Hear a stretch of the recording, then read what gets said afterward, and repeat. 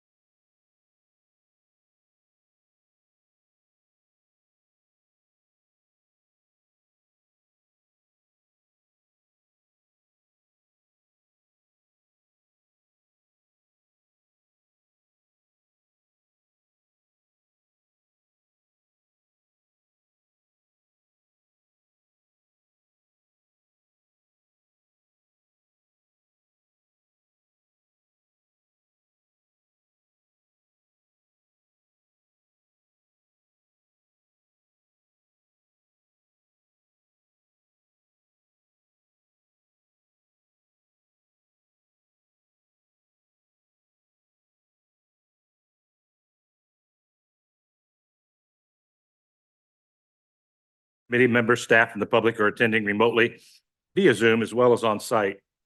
All participants joining by phone should mute their phones when not speaking to avoid background noise. When speaking, please speak directly into a microphone to ensure everyone listening is able to hear your comments and to ensure a clear record is made. During the meeting, please make sure that you announce yourself by name and title every time you speak so the public that is observing knows who is speaking. This is critical given the number of remote participants and current guidance from the Kansas Attorney General. The public is allowed to participate by Zoom or submit comments by email prior to the meeting, and those comments will be included in the record of this meeting. The public may also indicate their intent to provide remote public comment by contacting a clerk's office by 5 p.m. the Thursday before the meeting. Public also will have an opportunity to provide brief comments either by telephone or via Zoom from the 5th floor conference room of the municipal office building. Public comments will be allowed during each agenda item. Public comment will be allowed during limited to the item at hand and per the commission rules of procedure. And they should not include any rude or derogatory comments, remarks, reflections as to integrity, abusive comments, and statements as to motives and personalities. I will now call this meeting of the Economic Development Finance Standing Committee for September 9th, 2024 to order, and I'll ask the clerk to please call roll. Roll call. Wakes, Present. Lopez. Burns. Here. Stites. Here. Townsend. Here. Burrows. Here. I believe we do have a quorum. Madam Clerk, I would ask if there's any revisions for tonight's agenda. There are no revisions.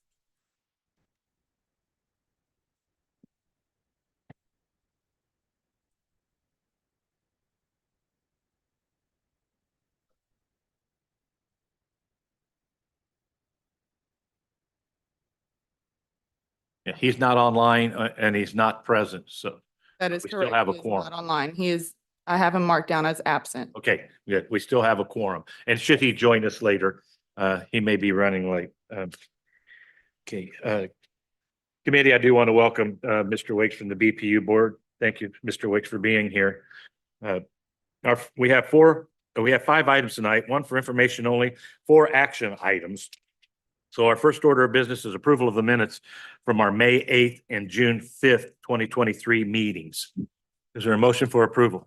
Move to approve as Second. submitted. Madam Clerk, we have a motion for approval and a second. Please call roll.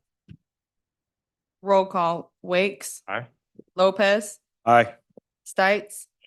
Townsend. Aye. Burrows. Aye. Motion carries. Thank you.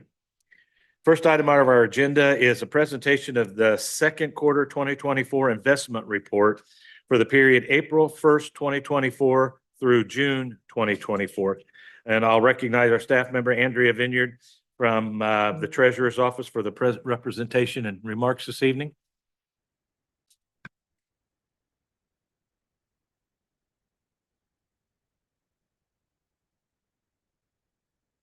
Good evening. Yes, Andrea Vineyard. I am the county treasurer. I am going to go over the quarterly investment report as spoken to from April through June of 2024.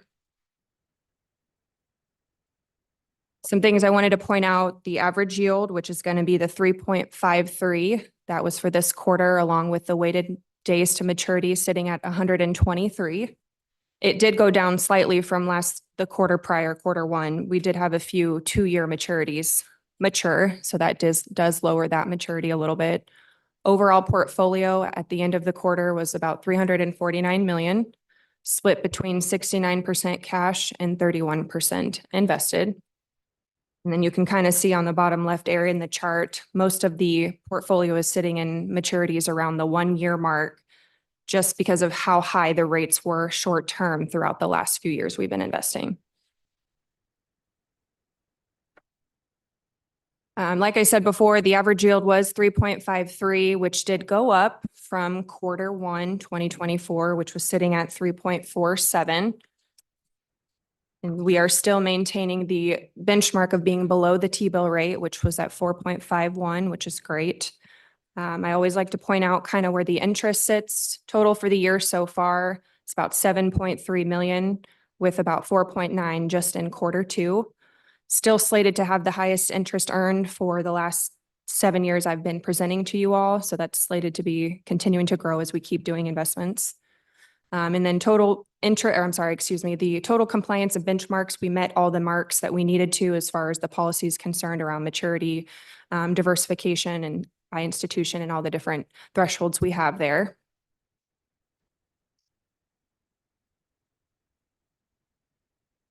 Next slide is kind of just the portfolio as a whole. We do have 349 million, like I said before. About 60 million of that is sitting in CDs, which are fully collateralized for the policy as far as that stands in the institutions that hold those. And then the other 14% is going to be sitting in the state statute issues as far as treasury agencies, which makes the total amount of 349 million. Some of the small ones are those local banks that we do business with that have a footprint here in the community. When we go out to certify, such as Argentine or Community First, they're also offered a small under the FDIC rule related 1-year investment. And those are why you see those small ones sitting there. Last, I just want to kind of go over the transactions that happened in Q2. We did not have any purchases. We did not do any investing from April to June, but we did have 4 maturities. Some of this is long-term from right when the COVID kind of ended. So you can see we ended up maturing about 20 million in the course of that quarter. Again, there was no there was no purchases made in that quarter. And that is all I have today. Thank you. Committee, any questions? Lopez? Yeah, have we been receiving any dividends? Are we due for any dividends to receive off these investments?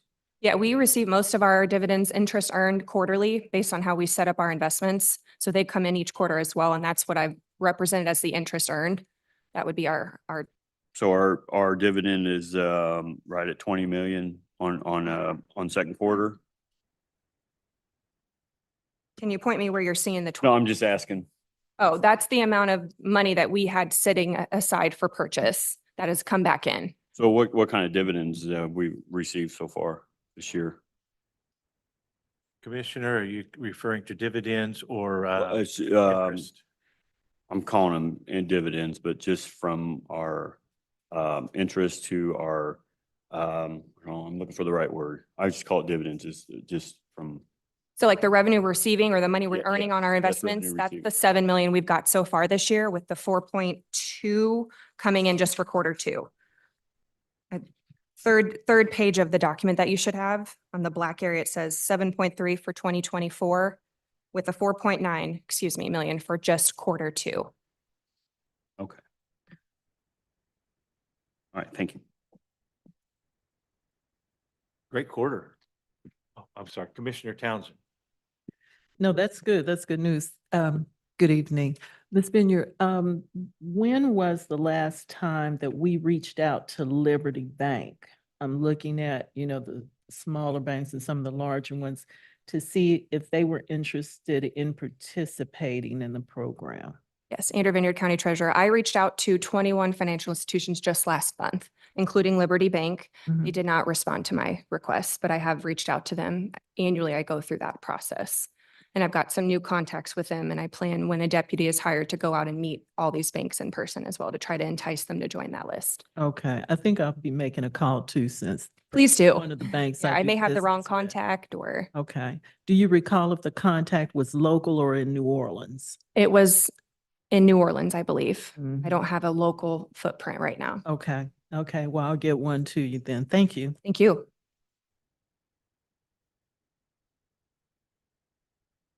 Great quarter. Agreed. And you did make comment that this is the highest interest we've received in 7 years. Yes, I've been reporting as cash manager for the last 7, and this is the highest I've seen as I pass through year to year. So you gave us a $7.3 million figure for 2024. Mhm. That's our best guess from what we already presently have maturing by the end of the year, That's just as of the end of the quarter. as I the don't- end of this quarter. Last year in total, we ended all 4 quarters, 2023 with 6.5 million in interest. But we're 3/4 of the way through the year and have already blown that out by $1 million some. Yes. Is it, part of it is because the rates are higher. That is it because we've got more setting in investments, more money sitting in investments now? I would say it's more the rate than the amount. We tend to stay around the same amount of investing each year. These two, of course, oversee that with me, and it's usually not that we go any higher. It's just we've got some really good rates, and our outside counsel really has been advising us a lot more than in the past. That's great. Any other questions from the commission? Seeing none, I'll ask the clerk if there are any comments received from the public. No comments were received. I'll ask the clerk if there are any hands raised of the public who wish to speak online. There are no hands raised online. Thank you. Is there anyone present who would like to speak to this item? Let the record show no one stepped forward. Okay, thank you. This item was for information only. I look forward to the end of year monies to see what kind of investment results we had. Kudos. Same. Have a good evening, everyone.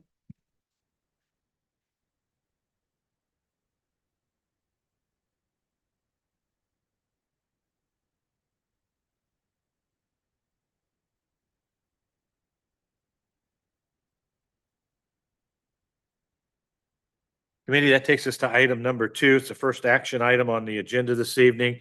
It's a resolution waiving certain application and permit fees related to development east of 55th Street in Kansas City, Kansas. I will recognize Jeff Conway from our legal department to make the presentation and any remarks. Thanks, Mr. Chairman. Jeff Conway, legal. And this was an item brought by the mayor's office. And I just simply drafted it based on what they wanted. And if this is a bit of a deja vu, it is in a sense that the full commission did adopt a resolution June 6th of this year to authorize the county administrator to waive those fees east of 78th Street. There's a short list, and I know you're familiar with it, but I'll just review them really quickly. That list was the building permit fee, the electrical permit fee, the mechanical permit fee, the plumbing permit fee, driveway permit fee, the sewer connection fee, and the lateral sewer connection fee at that time. So that, like I said, that resolution passed. This one, you could, in a sense, say it's a subset. So it's a smaller area with a longer list of waived fees. So this particular resolution is east of 55th Street. And so in addition to the ones that I just mentioned, it adds on the possible waiver of some more fees, and it's printed in your resolution, but for the benefit of the public, it's the sanitary permit, the land disturbance permit, right-of-way permit, change of zone application, preliminary and final plat application, plan review fee, the ordinance publication fee, pole, pylon and monument signs, the wall signs, development review committee plan review fee, the DRC building permit fee, the DRC land disturbance fee. So another way to look at it is for that area between 78th and 55th, they have the shorter list. And for the area east of 55th, they have the much longer list now with the adoption of this particular resolution. I hope that clarified things and did not muddy it up. Commissioner Stites. It's District 7. So is that both residential and commercial?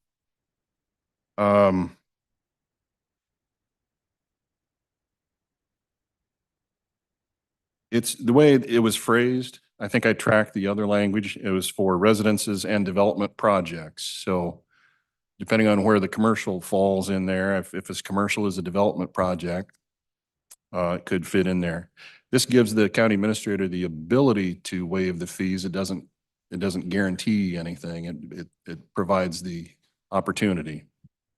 So this then will lie in the hands of the county administrator on both residential and commercial development? It's not just set in stone that this is going to occur. I mean, he can say yes or no.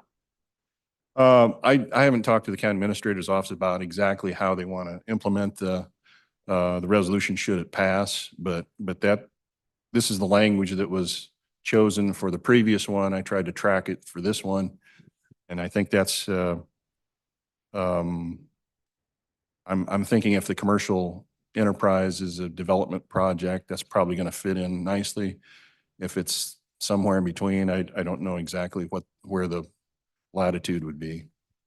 I guess my only hangup with it is this kind of gray area is I mean, depending on how the county administrator feels that day, you might get it or you might not.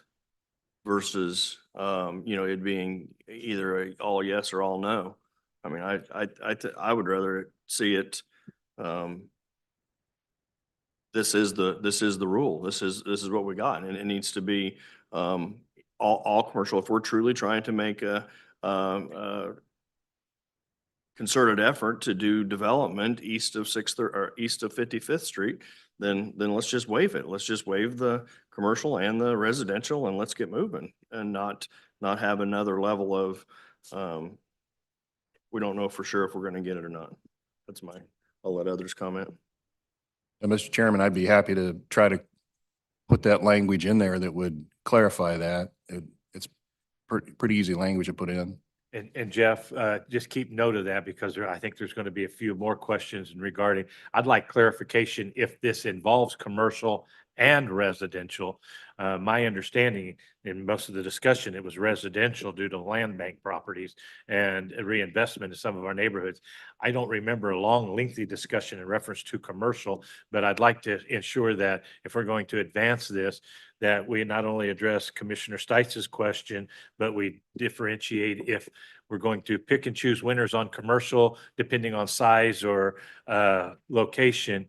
I'd like to have I think we need more clarification if it does imply that commercial will be included in that. Because I do know that commercial has heavier needs for infrastructure and their fees may be greater. But at the same time, I don't want to inhibit them from coming forward with development. Commissioner Lopez. A quick question. So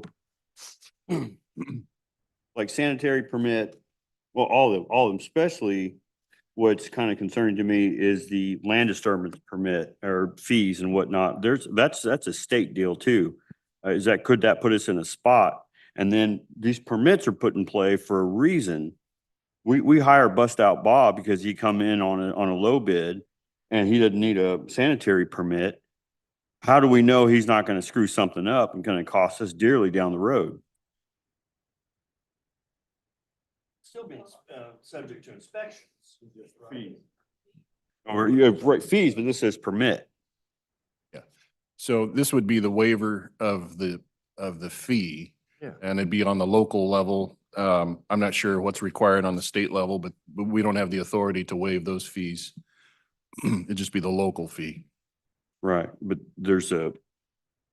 like the state had the land disturbance for a reason too. So, okay, I just want to make sure we don't get slammed in a spot, especially with the state. Yeah, and it's interesting that Commissioner Stites, the angle you took was if we have a list, use all of them all the time.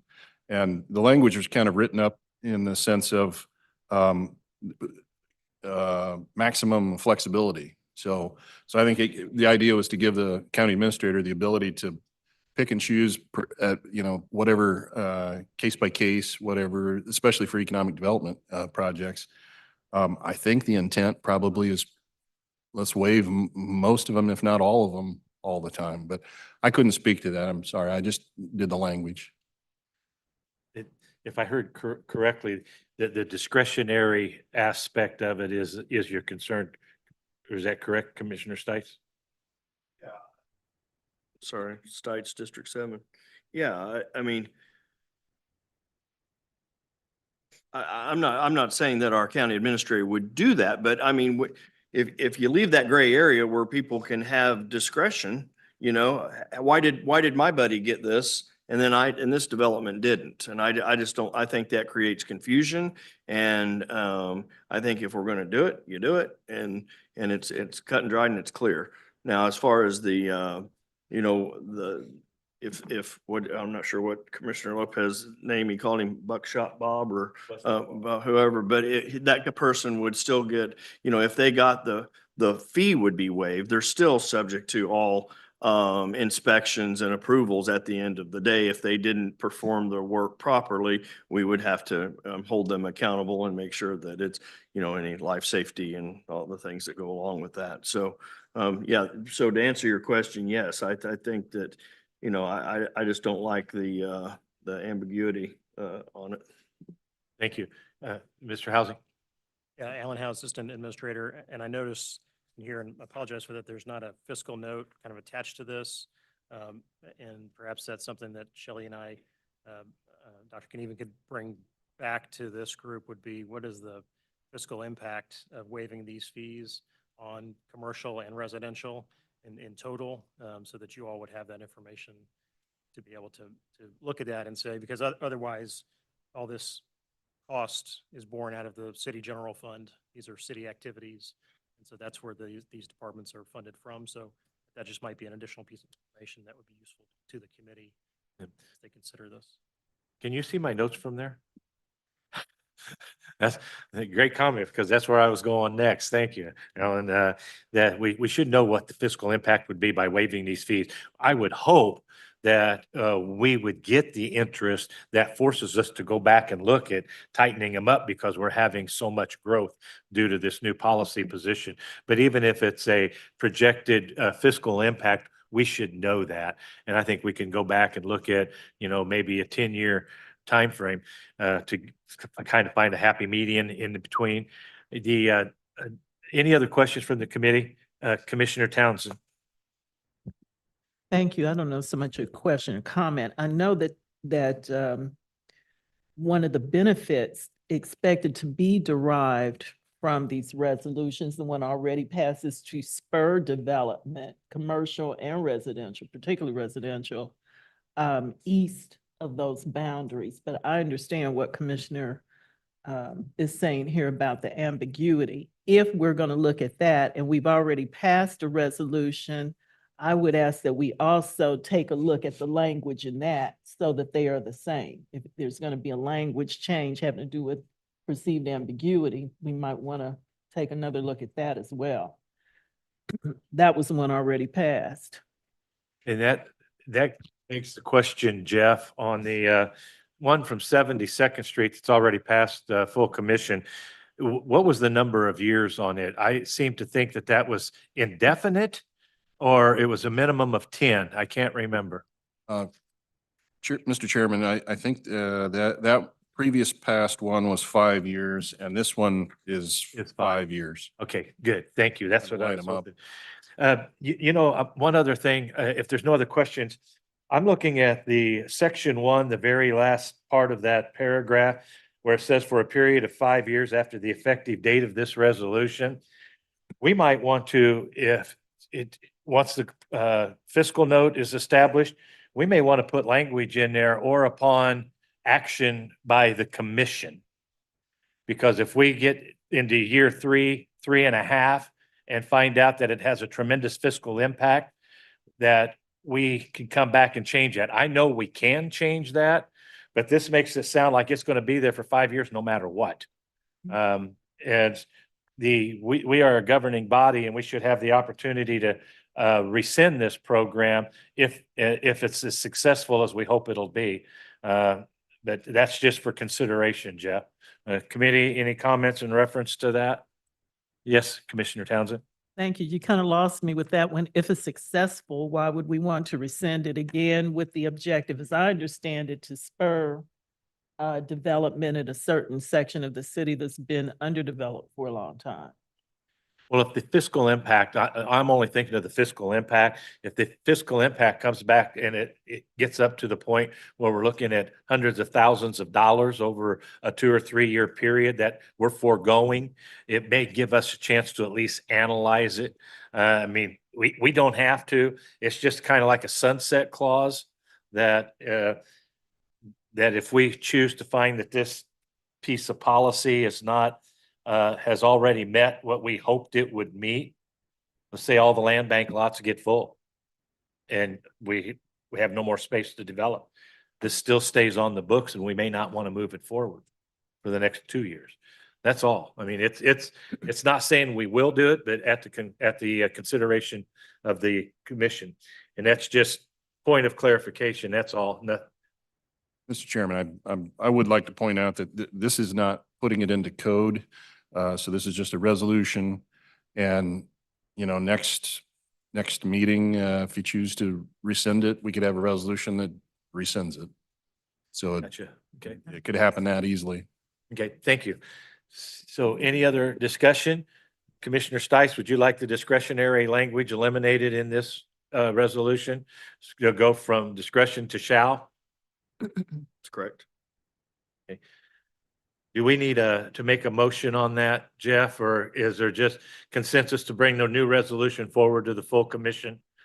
I could make the change based on what the committee wants to do and build it into the motion. And Okay. so the next time you see it, it'll have the new language. Is that satisfactory to the committee? Okay, thank you. If you would do that, Jeff, for the night of the presentation. Okay, so that's the only change we're going to have, from discretionary to shall, for the 5 years. Okay, committee, thank you. This is an action item. We can take action on this with the proposed changes to be presented at the full commission meeting. Is that satisfactory, Jeff? It is, yes. Okay, thank you. Any other To make a questions or motion comments? To approve as submitted with the changes notated. Thank you. We have a motion and a second, but before we go there, I do want to ask if there was any comments received from the public. There are no comments received. Thank you. I'll ask the clerk if there are any hands raised by the public who wish to speak. There are no hands raised online. Thank you. Is there anyone in the audience who wishes to speak to this item? You will be given up to 3 minutes to make your comment. Please come to the podium, state your name and city of residence for record. Welcome. Commissioner, Chairman, thank you all. I don't have any prepared comments. I wasn't exactly sure where this was going to go, but I wanted to say just a couple of things. One, I appreciate the fact that you all are adding, I think, the kinds of tools that we need to help us spur development in the spots that you want development. That's where we should have more incentives, not fewer. So I appreciate that. I would ask a couple of things. One, you addressed the shall piece, because what most development wants is certainty over what they're going to get and how to get there. There's already a little bit of discrepancy between the 78th to 55th Street now, and now 55th and East. And we'll literally need to create some sort of flyer that we can visualize this so that we can market it easily and make sure people are aware of exactly what you get and which permits are waived. I frankly did not know that there was that many more things that we were waiving east of 55th Street. So this has been useful for my part. But the only other thing I would ask is that somewhere along the way, you do need to clarify the or development projects, because what does that mean? Because I guarantee you that unless there is a threshold of investment, so like our NRA today says 3 million, that's too low, by the way, but let's just say we said 5 million, or you said on residential or these kinds of projects are a certain threshold. Otherwise, what we're going to get is the next big apartment project that wants to come in, and they're going to say, well, then do I qualify with these? And then we're just going to have uncertainty. So I would just request that somewhere along the way that we clarify what you really want in terms of waiving all of these fees east of 55th. If there's any discretion, if you want it all, that's great. I'm happy to help market that, but just make sure that it's easy for us to market. That's all I have. Thank you. Thank you, Mr. Kendall. If I remember correctly, the reason why there was more incentives offered in this is because we have more property in need of development east of 55th, where 72nd coming into 55th, there's some pockets that might need to be addressed. But I do agree with you, Mr. Kendall, that there should be certainty so that when you are visiting with those entities that want to build within our community, there's certainty built into those discussions.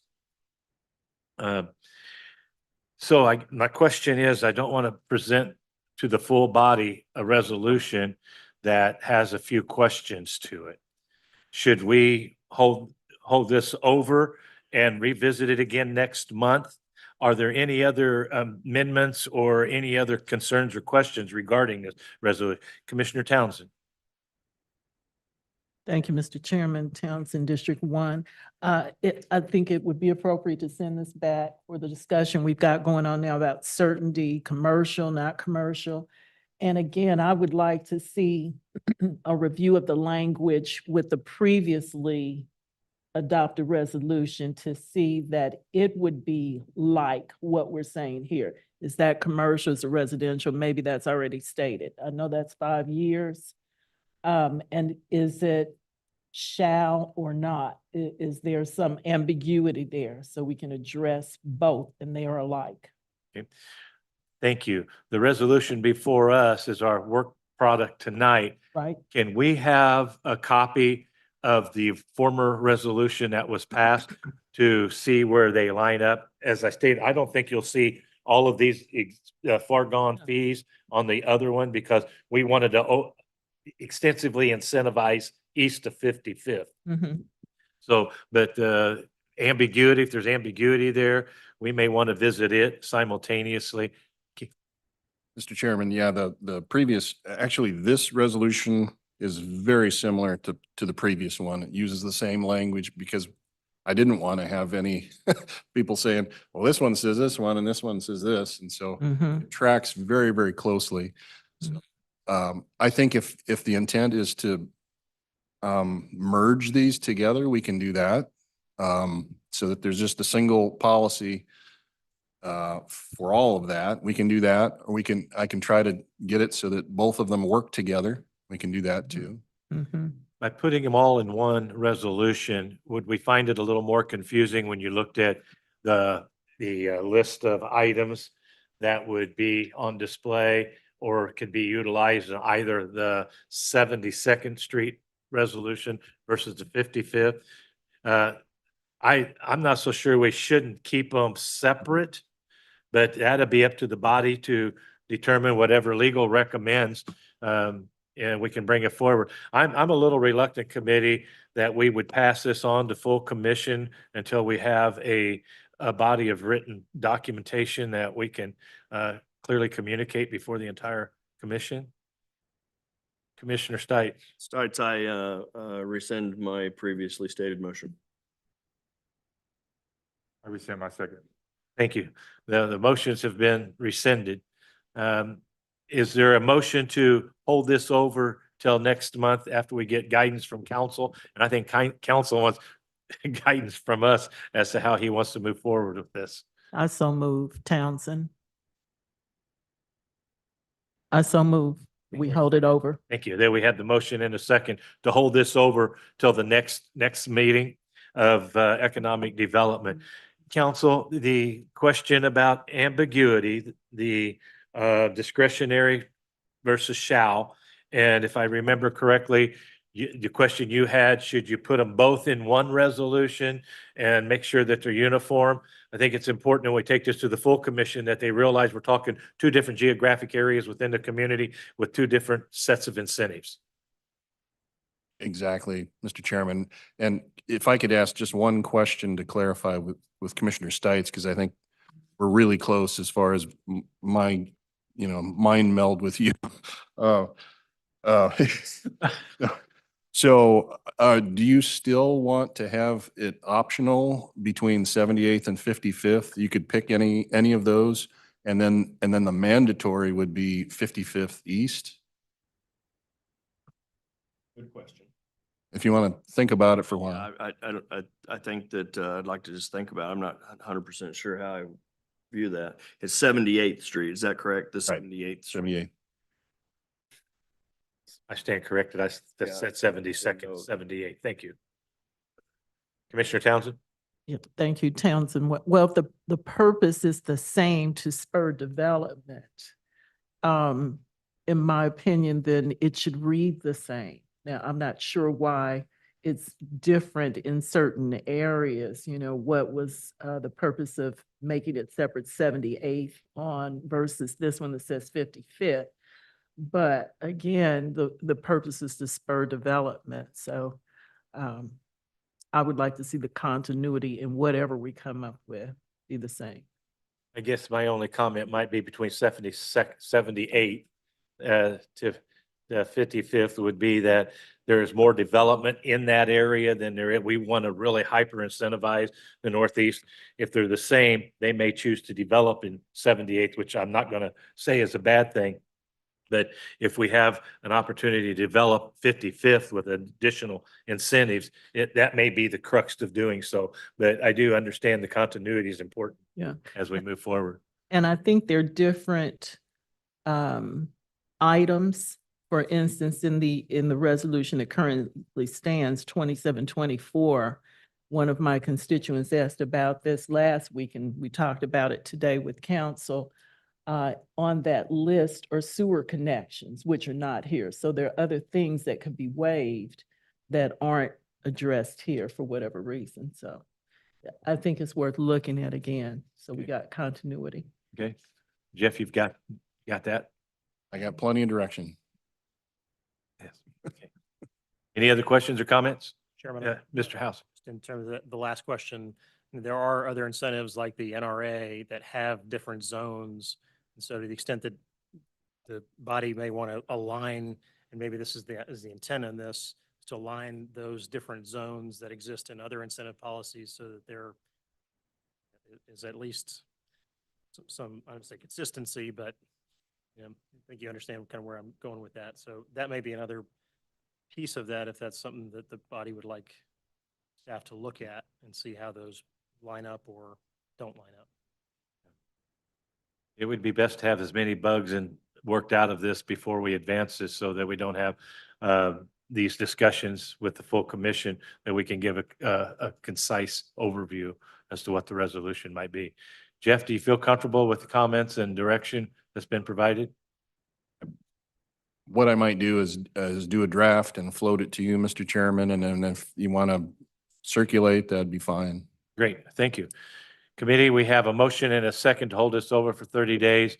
Madam Clerk, I do need to, I've already asked if there was any comments to be made from the audience and from online, correct? I've already asked those questions.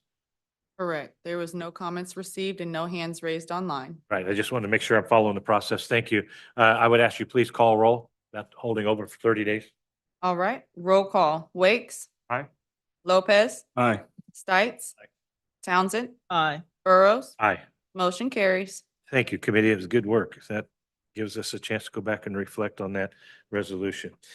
The item number 3 is the Recreation Trails Program. It's a grant. I'll recognize Angel Ferrara from our Parks and Department for presentation and remarks. Welcome, Angela.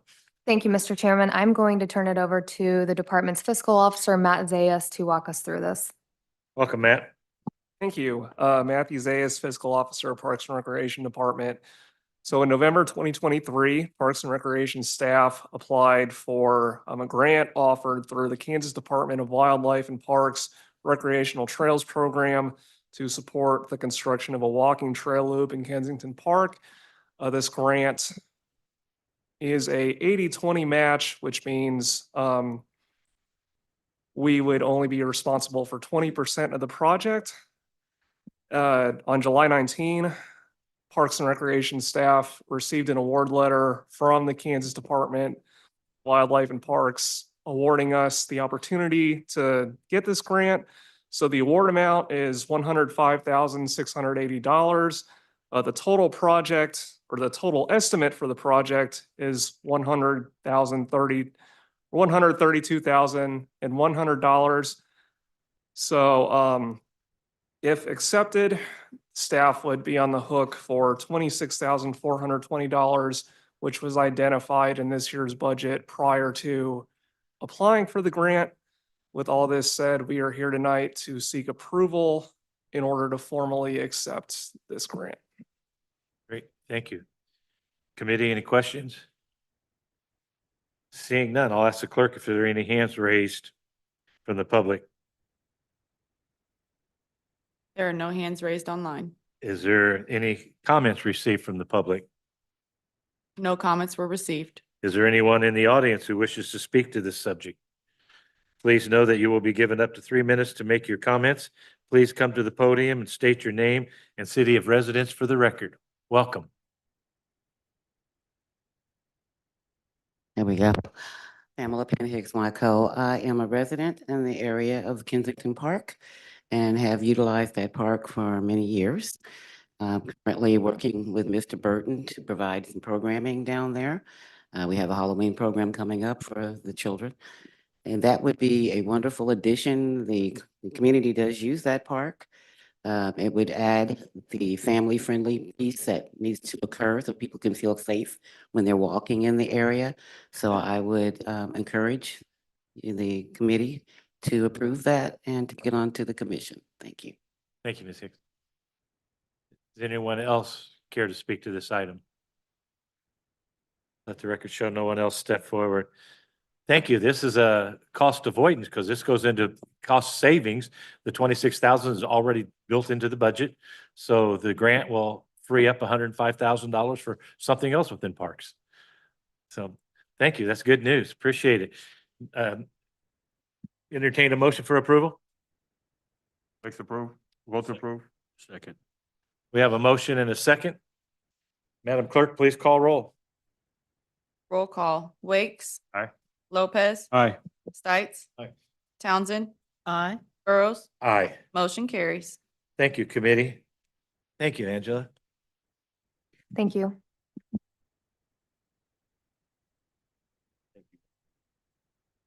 Thank you.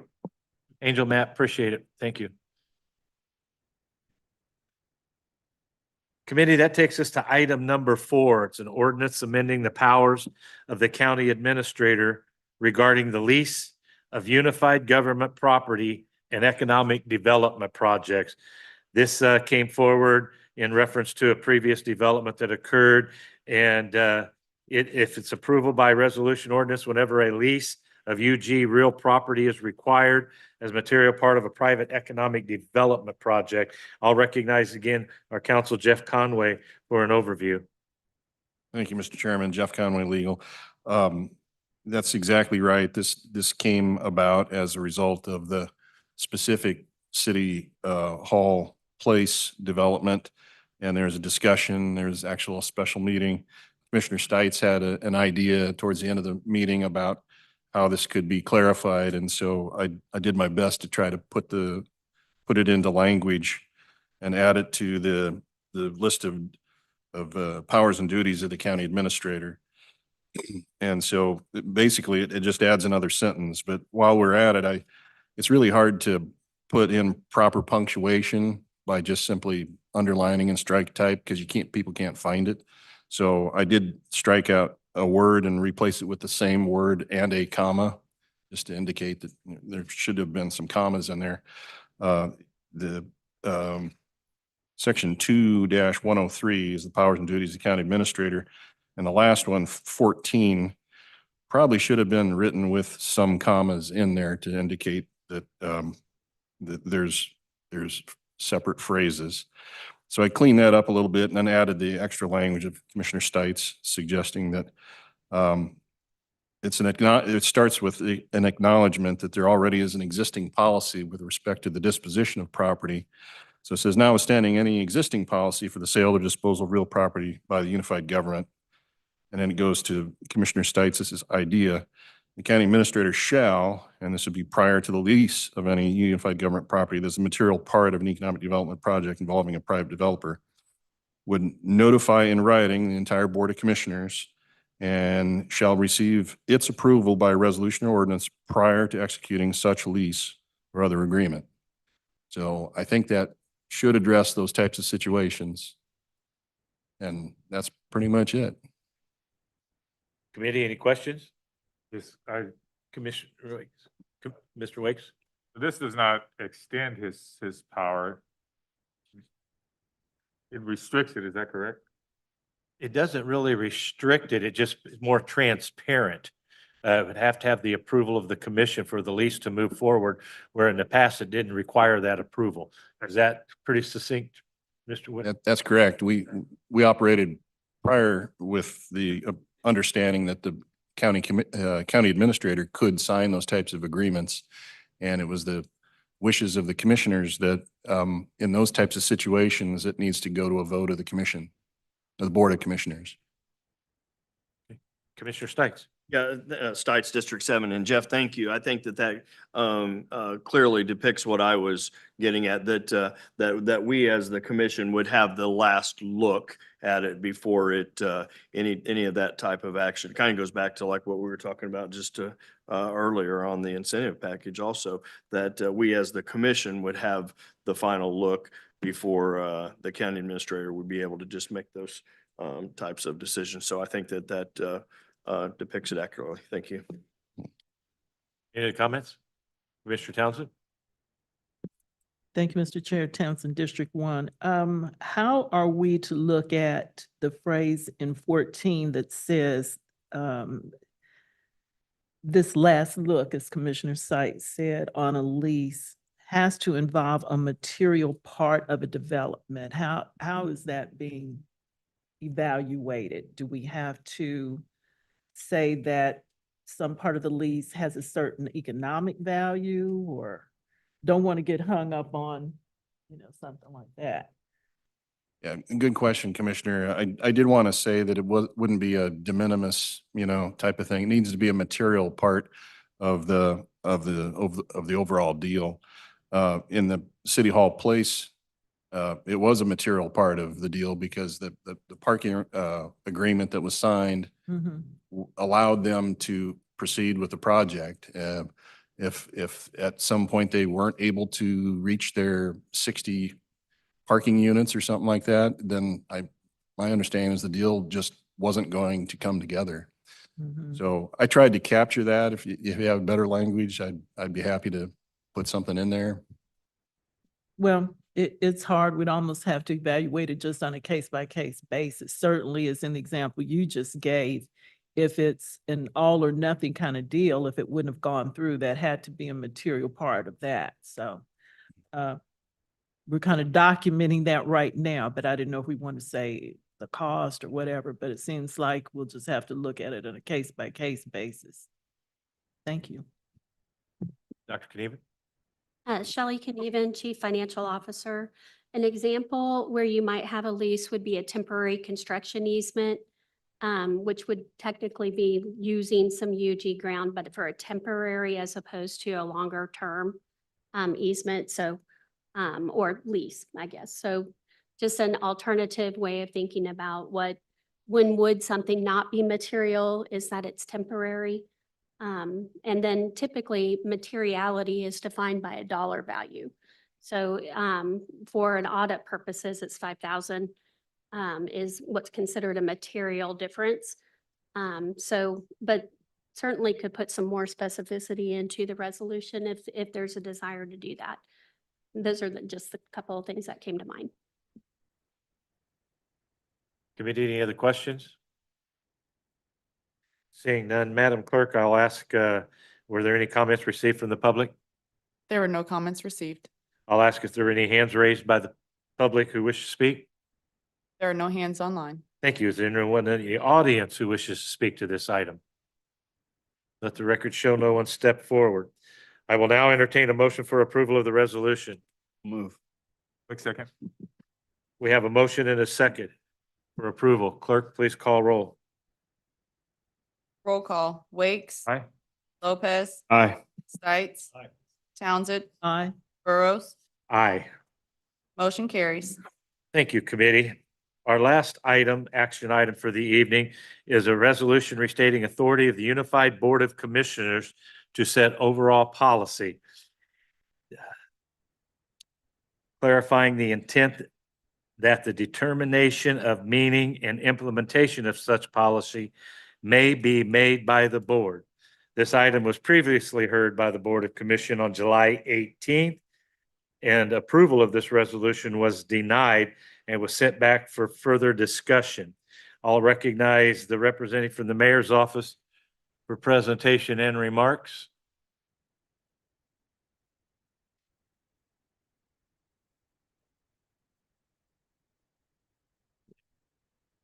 Madam Clerk, were we to have anyone here this evening? This item was sent in from the mayor's office, unaware of who was going to be doing the actual presentation Okay, or comment. okay. Commissioner Stites. All right, to make a motion that we hold it over till next month's meeting until we can get somebody to present. Townsend, second. Okay, we have a motion and a second to hold it over for 30 days.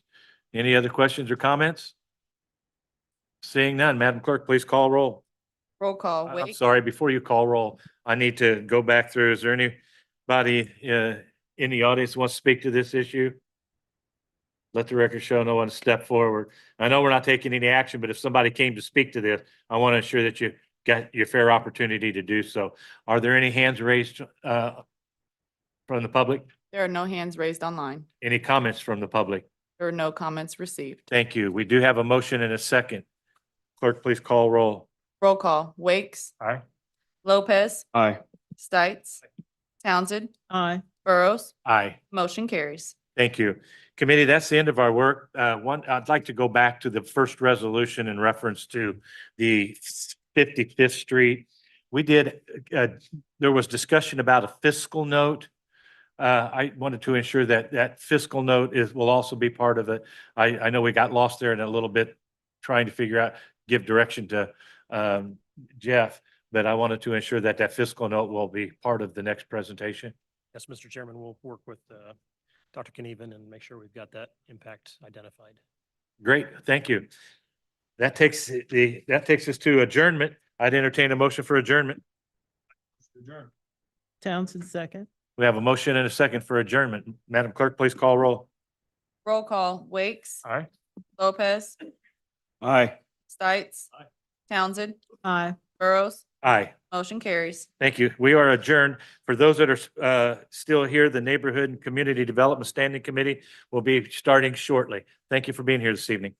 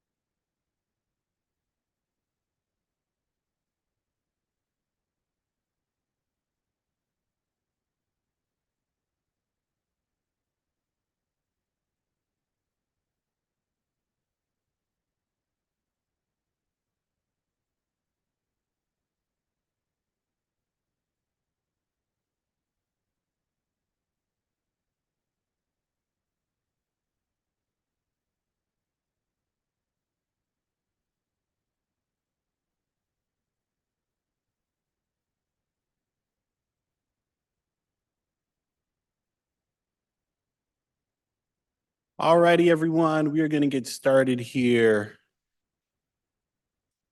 Okay, gotcha. We'll get started here in about 2 minutes, 2 minutes.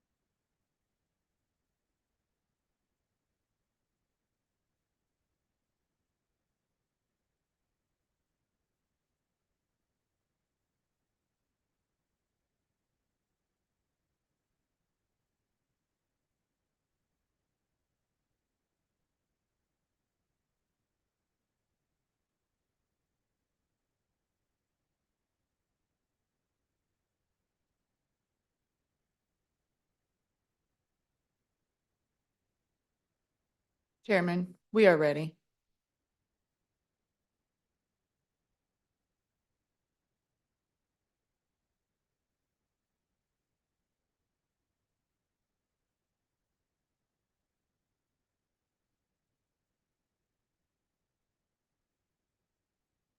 All righty, everyone. Thank you so much for your patience. This is the Neighborhood and Community Development Standing Committee. I'm Commissioner Andrew Davis, represent the 8th District. Happen to be the chair of this standing committee. So welcome. Before I call the meeting to order, I want to announce that some committee members, staff, and the public are attending remotely via Zoom as well as on site. All participants joining by phone should mute their phones when not speaking to avoid background noise. When speaking, please speak directly into the mic to ensure everyone listening is able to hear your comments and to ensure a clean record is made. During the meeting, please make sure that you announce yourself by name and title every time you speak so the public that is observing knows who is speaking. This is critical given the number of remote participants and its current guidance from the Kansas Attorney General. The public is allowed to participate by Zoom or submit comments by email prior to the meeting, and those comments will be included in the record of this meeting. The public may also indicate their intent to provide remote public comment by contacting the clerk's office by 5 p.m. the Thursday before the meeting. The public also will have an opportunity to provide brief comments either by telephone or via Zoom from the fifth floor conference room of the municipal office building. Public comments will be allowed during each item. Comments should be limited to the item at hand and, per the commission rules of procedure, should not include any rude or derogatory remarks, reflections as to integrity, abusive comments, and statements as to motives and personalities. With that, I now call the meeting of the Neighborhood and Community Development Standing Committee for September 9th, 2024 to order. Clerk, can we have the roll? Roll call. Hill. Here. Ramirez. Here. Townsend. Here. Bynum. Here. Davis. Here. Thank you so much. Clerk, are there any revisions to the agenda? There are no revisions. Okay, we'll Commissioner, yes. Commissioner, I have one. Item A5 was removed by the city of Bonner Springs. Awesome. Thank you so much. And committee members, if you're looking at the tech version of this, you should see that application was moved to the bottom. So we will not be voting on that application tonight. Thank you, Mr. Knapp. With that, do we have any minutes to approve, clerk? Yes, there are 2 sets of minutes. Okay, so I see here we have minutes from our May 8th meeting and minutes from our June 5th, 2023 meetings. I know our clerk's office is working very, very hard to catch us up. So I appreciate you all for the hard work. Know that that is not easy. Committee members, do we have any questions or is there a motion? Move to approve. Bynum second. Awesome. And just for clarity, would those be both minutes? Motion to approve both minutes. Is that second for both? Yes.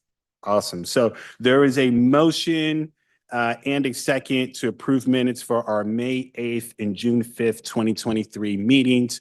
Clerk, can we get the roll? Roll call. Hill. Aye. Ramirez. Aye.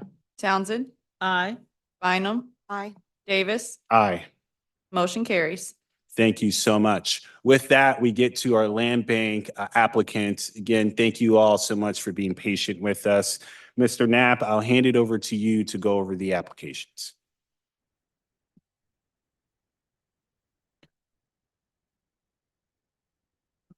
Thank you, Commissioner. So for tonight was the first time let me start with this. Last standing committee, I was advised by the standing committee to start giving out contact information to the Land Bank Advisory Board and the applicants. I did do that this time, and I did receive some positive feedback from that. So our first item is the A for single family homes. A1 is at 929 Split Log Avenue. This is for a single family home. The builder has built at least 4 homes with the land bank so far. This item received no comments from staff or neighborhood groups. Item A2 is at 711 Metropolitan Avenue. This is for a single family home. The applicant is planning to build a home that they could live in.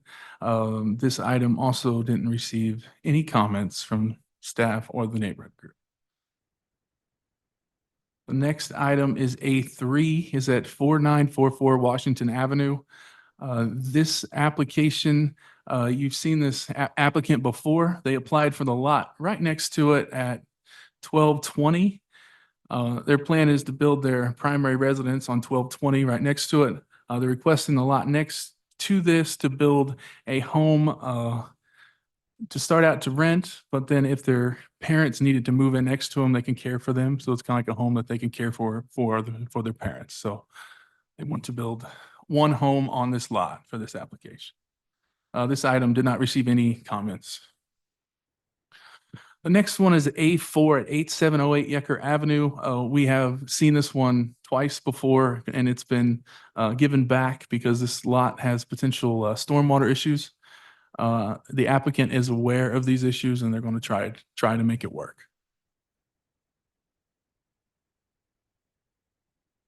A6 is at 10 South 34th Street. This is right across the street from City Park. This applicant resides in Wichita. They currently own a modular construction company. They want to expand to Wyandotte County to build 4 homes to start with, to see if they can make the model work here. And this request received no comments also. The next one is A8. It's at 2601 Sherman Street. It's to build a single-family home. This one did receive comments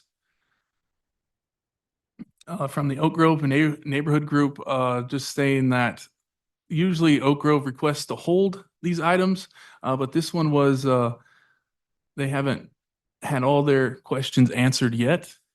I did send an email this morning asking what those questions were. I didn't receive, because I did receive this comment this morning. And then there is a comment that said Oak Grove did receive a positive review of this builder's work. And staff didn't have a comment for this one. So Commissioner, that sums up items for land bank options. Thank you so much, Mr. Dapsus, Commissioner Davis. Let's go ahead and do public comment, and then I'll go ahead and have us engage staff on these applications. So I'll ask clerk for these items, A1 through A8. Were there any comments received from the public? No comments were received. Okay. Do we have any hands raised online? There are no hands raised online. Okay. For those of you that are in the gallery that are sitting down, is there anyone that would like to come and speak to any of these items? Okay, let the record show no one stepped up for these particular items. I will go ahead and close the public comment portion. Colleagues, questions regarding these applications? Yes, Commissioner Towns. Thank you, Mr. Chair, Townsend District 1. I just asked Mr. Nat to say again what your comments were for 6 and 8. I really couldn't hear it for some reason. It was a reverberation or something. The 4 homes that are number 6. A6 is a applicant that's out of Wichita, and they build I think if you read the description here, we specialize in modular affordable housing. They said they have 1,800 locations that they've built. They're currently building 600 homes in Fayetteville, 300 in Branson, and 300 in Florida, and they want to expand here to see if the model will work here for them. So they're going to start out with these 4 parcels.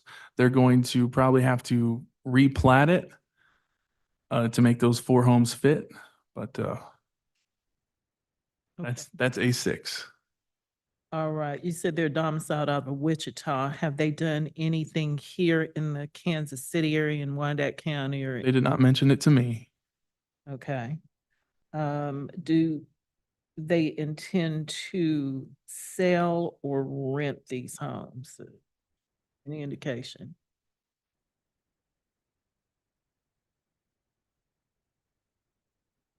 I don't have an indication, but I believe that the applicant should be online tonight. Oh, okay. He should be here. Clerk, do we have, I don't know if I'm pronouncing this last name correct, but John Deneen is the name that I see. John Deneen, or if there's a representative online, if you would like to raise your hand, we'd love to ask you some questions regarding this application.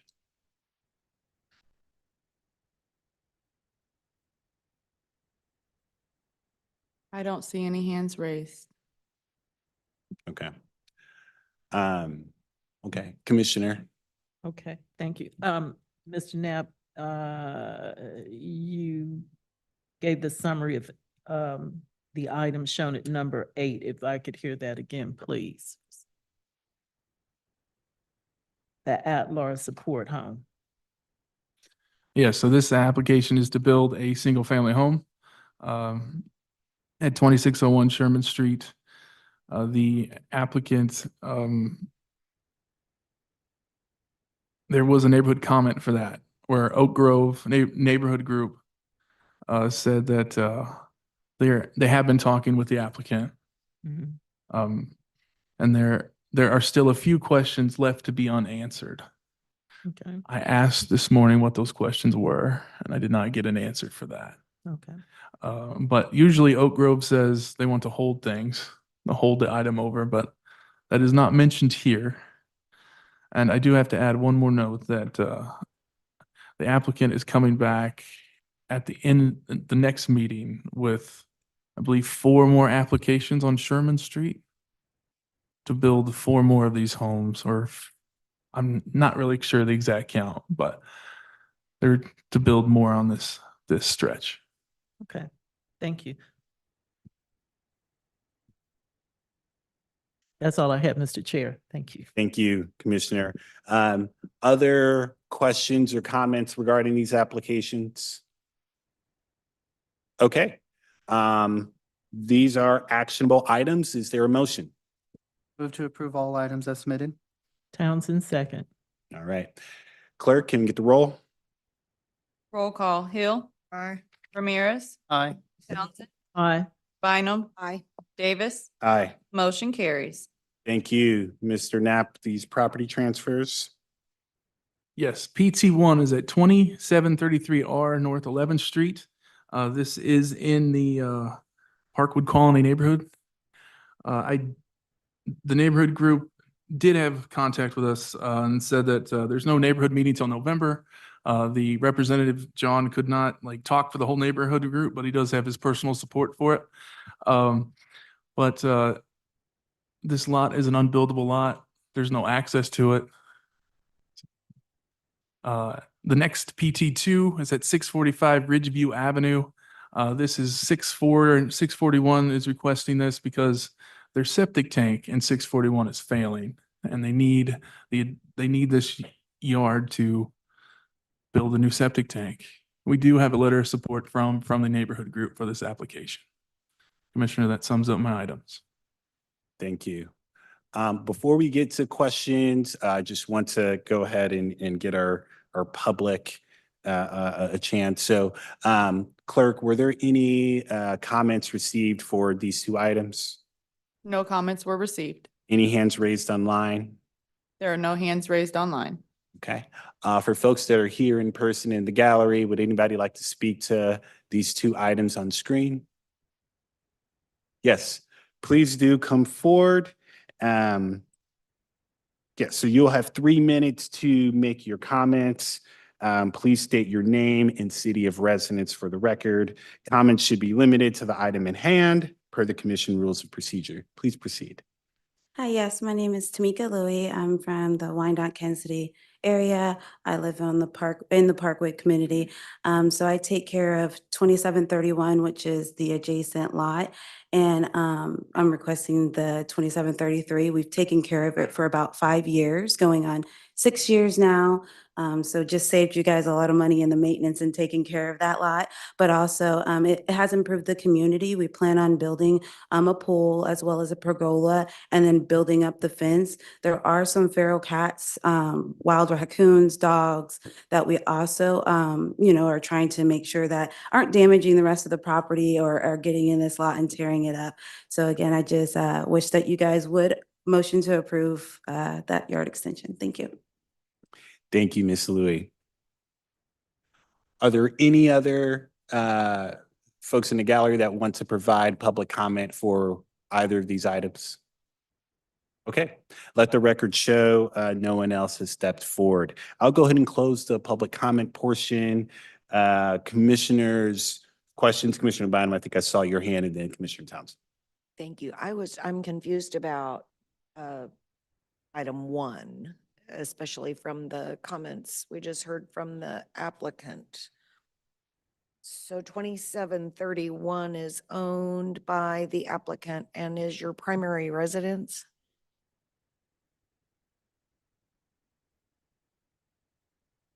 Yes, correct.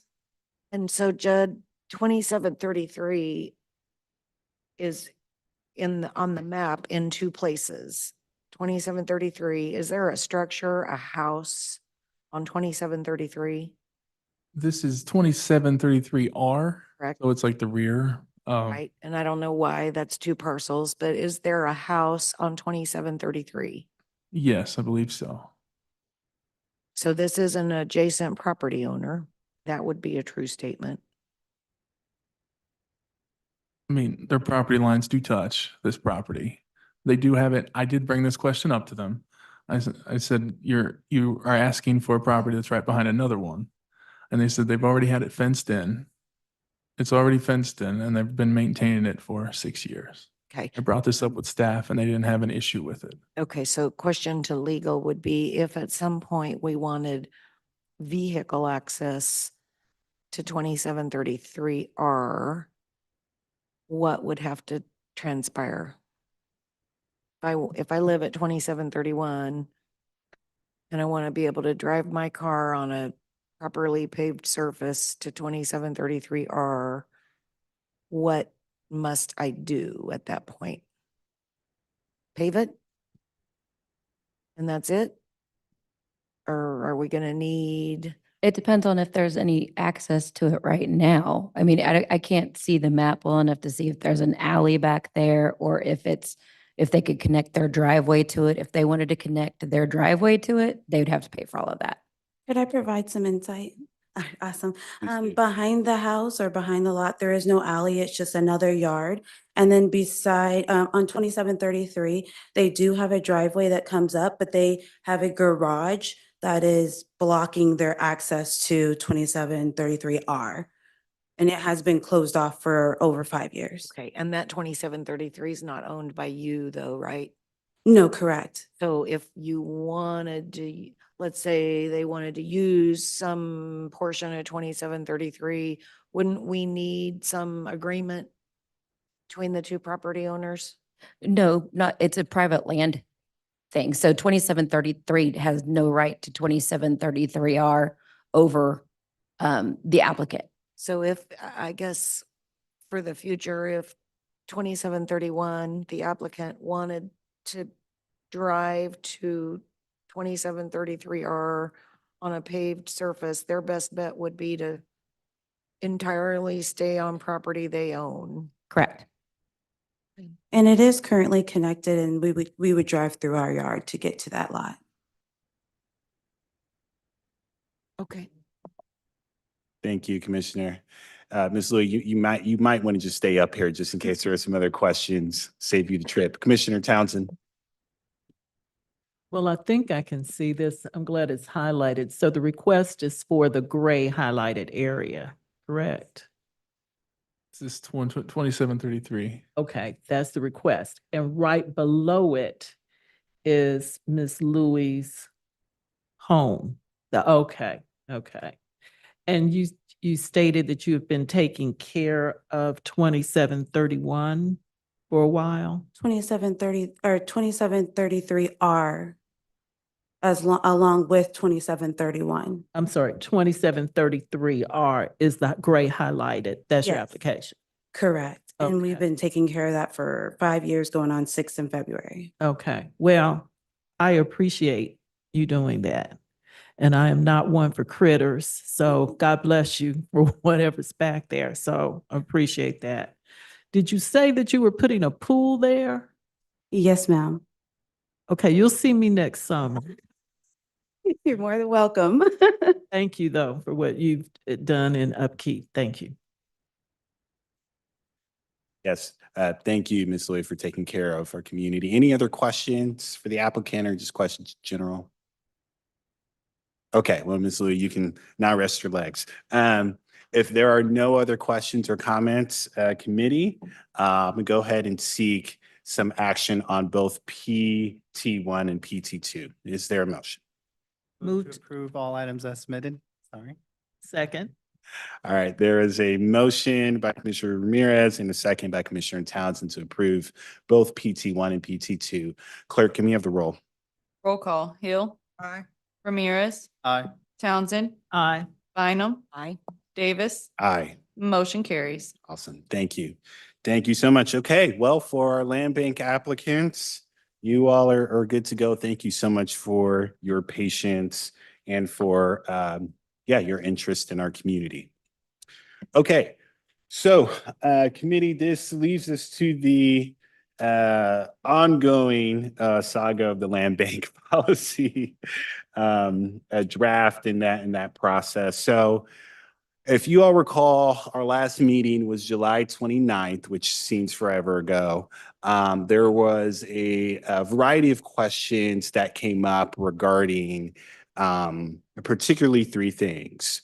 Our brownfield program, or kind of what we do offer regarding brownfields, whether or not we should codify neighborhood input for land bank applicants, and then the last one being, what information, if any, do we have on land bank parcels that have construction or kind of materials beneath the parcel?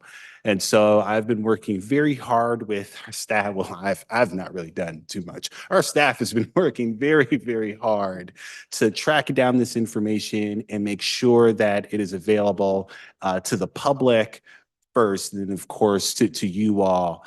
So, Mr. Knapp, I want to hand it over to you. We also do have Ms. Marcy here. Welcome back from Planning and Urban Design, who will also assist us in understanding the brownfield program when that comes up. But Mr. Knapp, I'll hand it over to you. And just so you all know, committee, we're going to have staff present. We'll have the public provide public comment, and then have you all come in on the back end to ask some questions. Mr. Knapp, take it away. Thank you, Commissioner. So for tonight, I'm going to talk about neighborhood notice and demo and buried buildings. So first, I'm going to start with our current policy. At 1.4 qualified applicants, it says the land bank encourages applicants to contact neighborhood groups or livable neighborhoods. When we first started this land bank journey for this new policy, one of our first topics was what's a policy versus a procedure.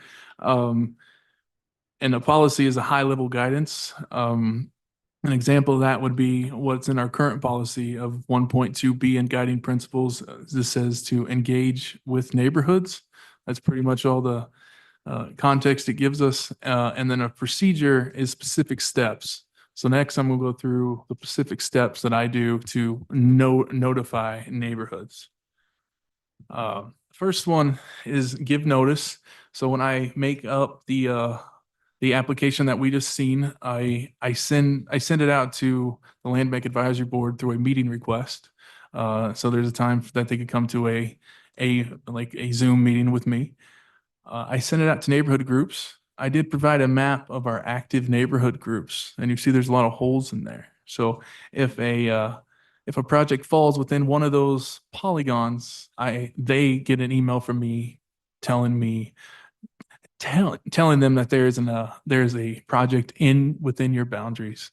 And then I also have a staff meeting that I give notice to.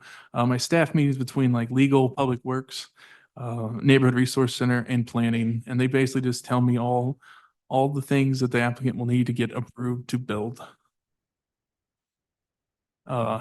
So this is the first month I've done this, was provide contact information. Oh, okay, I've always provided contact information if asked, but this is the one I just provided right off the bat. When I first got to the land bank, I wanted to provide every neighborhood group leader's contact information, but they really didn't like that too much.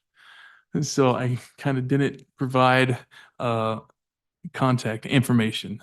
But this time, the Land Bank Advisory Board meeting, when I sent that meeting request out, they got like an Excel chart of like A1, name, and then email for everybody that applied.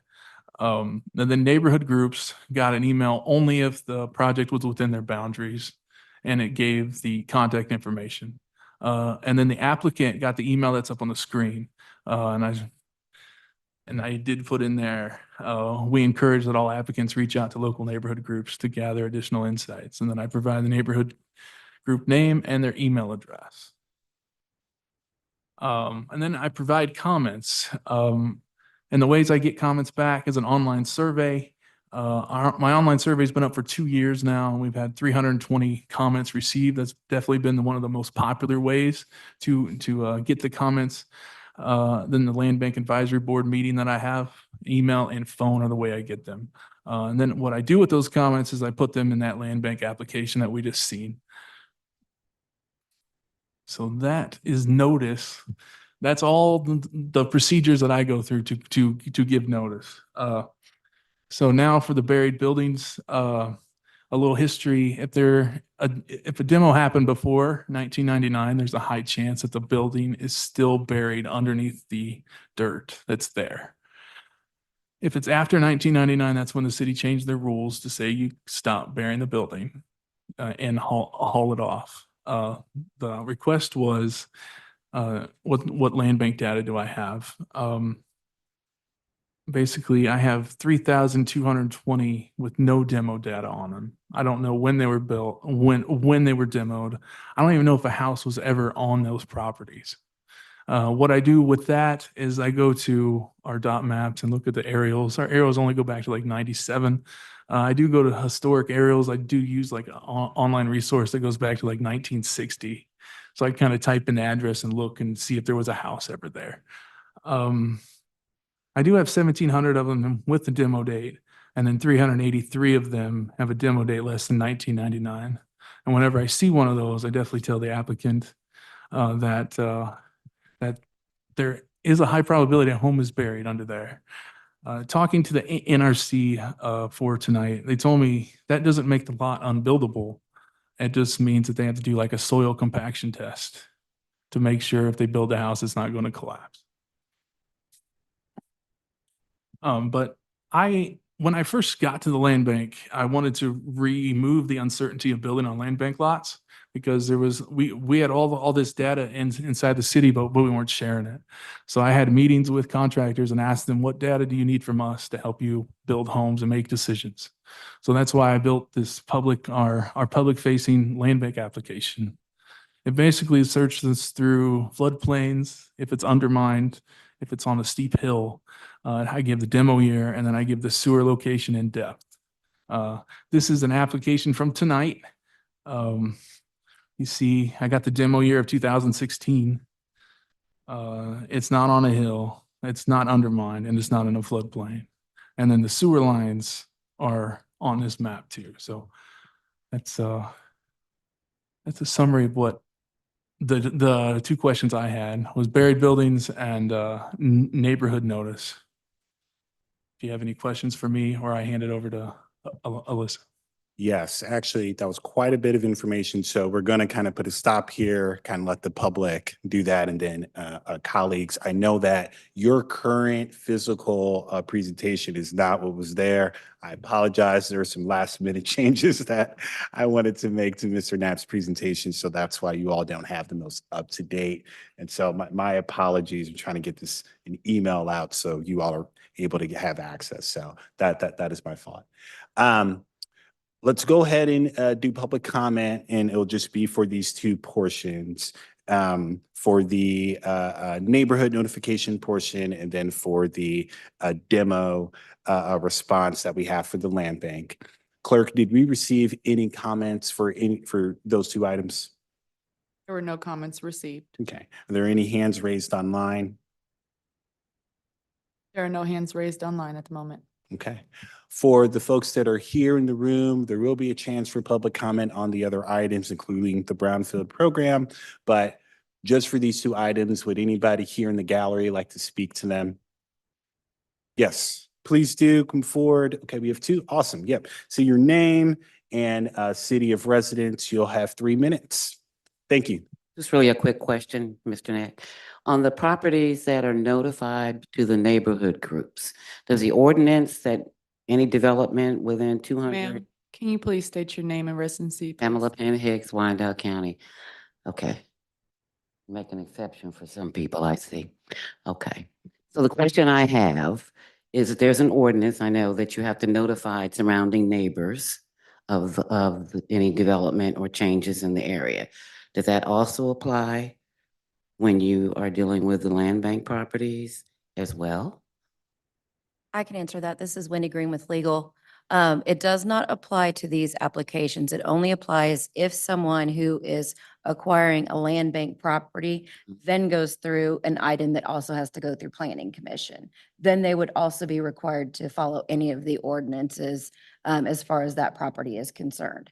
So if they get if they get a property, say through an option agreement, they want to do something that requires a change of zone or a special use permit or anything that would require them to follow that ordinance that says they have to notify everybody within 200 feet, then they still have to do that. Thank you. Absolutely. Yes. Thank you. Okay. Hello, everybody. Jane Philbrook, and I just want to tell Mr. Knapp, thank you for going the extra mile and keep doing it, because everything that you could supply to us that's trying to get these lands developed helps. So thank you.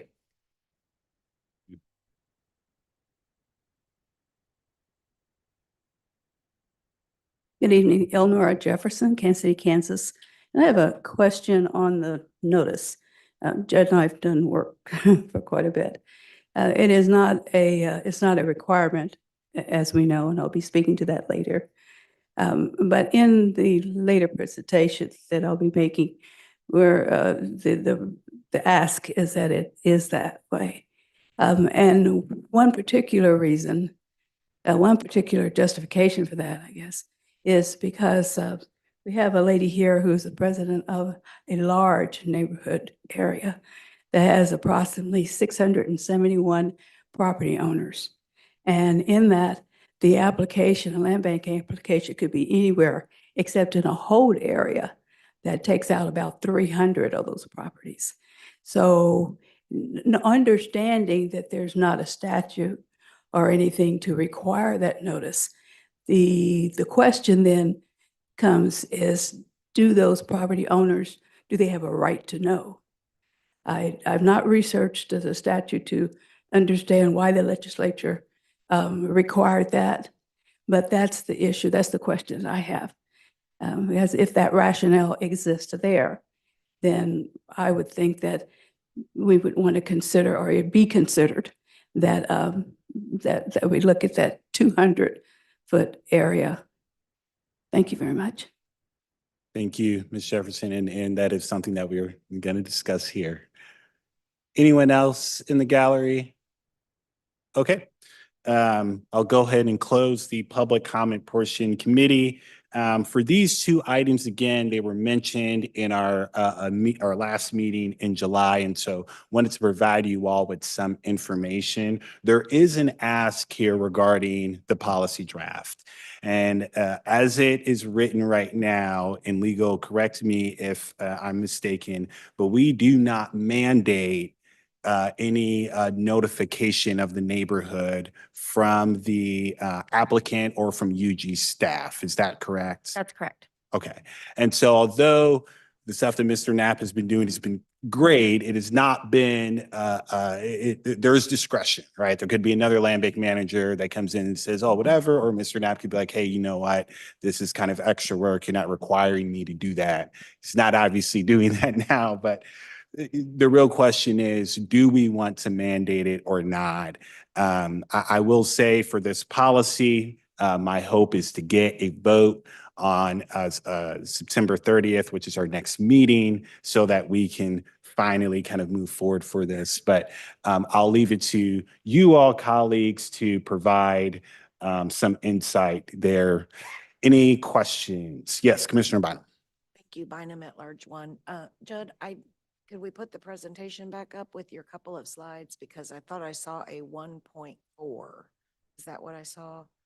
But in the version of the land bank I have a 1.1 and a 1.2, and there's no 1.3. So I don't know what we're talking about. You're talking about. That's the current policy that's the current policy that we have. It's You're probably looking at the revised one. Yeah. With the table of contents in front. That's the new and approved one. Yeah, Are you asking me a question? No, I'm sorry. 1.4 is in the already, like the current policy that I follow today, and draft. And this is the draft. That's the draft, yeah. Potential policy. Okay. Darn it, I should have. I could put it, Have also asked for a copy of the current policy, which is probably in my notebook here. So in the current policy, there is a 1.3. Can we put that? Yeah, make it. it's coming. Ah. It's 1.4 and the qualified applicants, and it just says it encourages applicants to contact neighborhood groups. I'm being a little bit too literal. If you're suggesting that we add a 1.4, then that means to me there's a 1.3.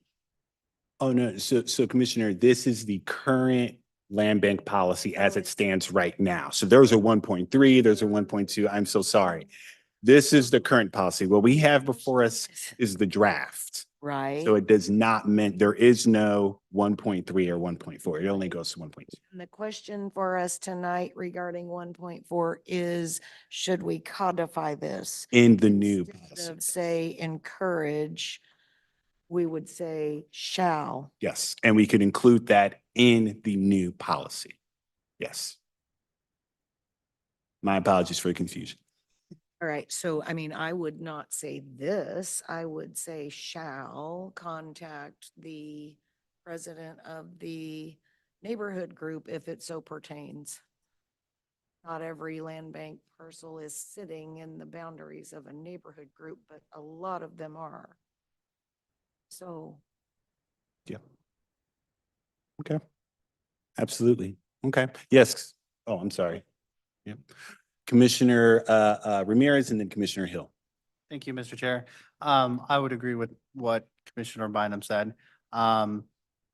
It helps keep consistency throughout, yes, Land Bank, through our planning process and planning department. We have what most of them are set by state law of what the notification requirements. And I think if Land Bank is the same, if planning department is, they're requiring all developers or whatnot to have notifications, our land bank should have that as well. So I do agree that it should be a shall rather than an encourage. Thank you. Thank you. Commissioner Hill.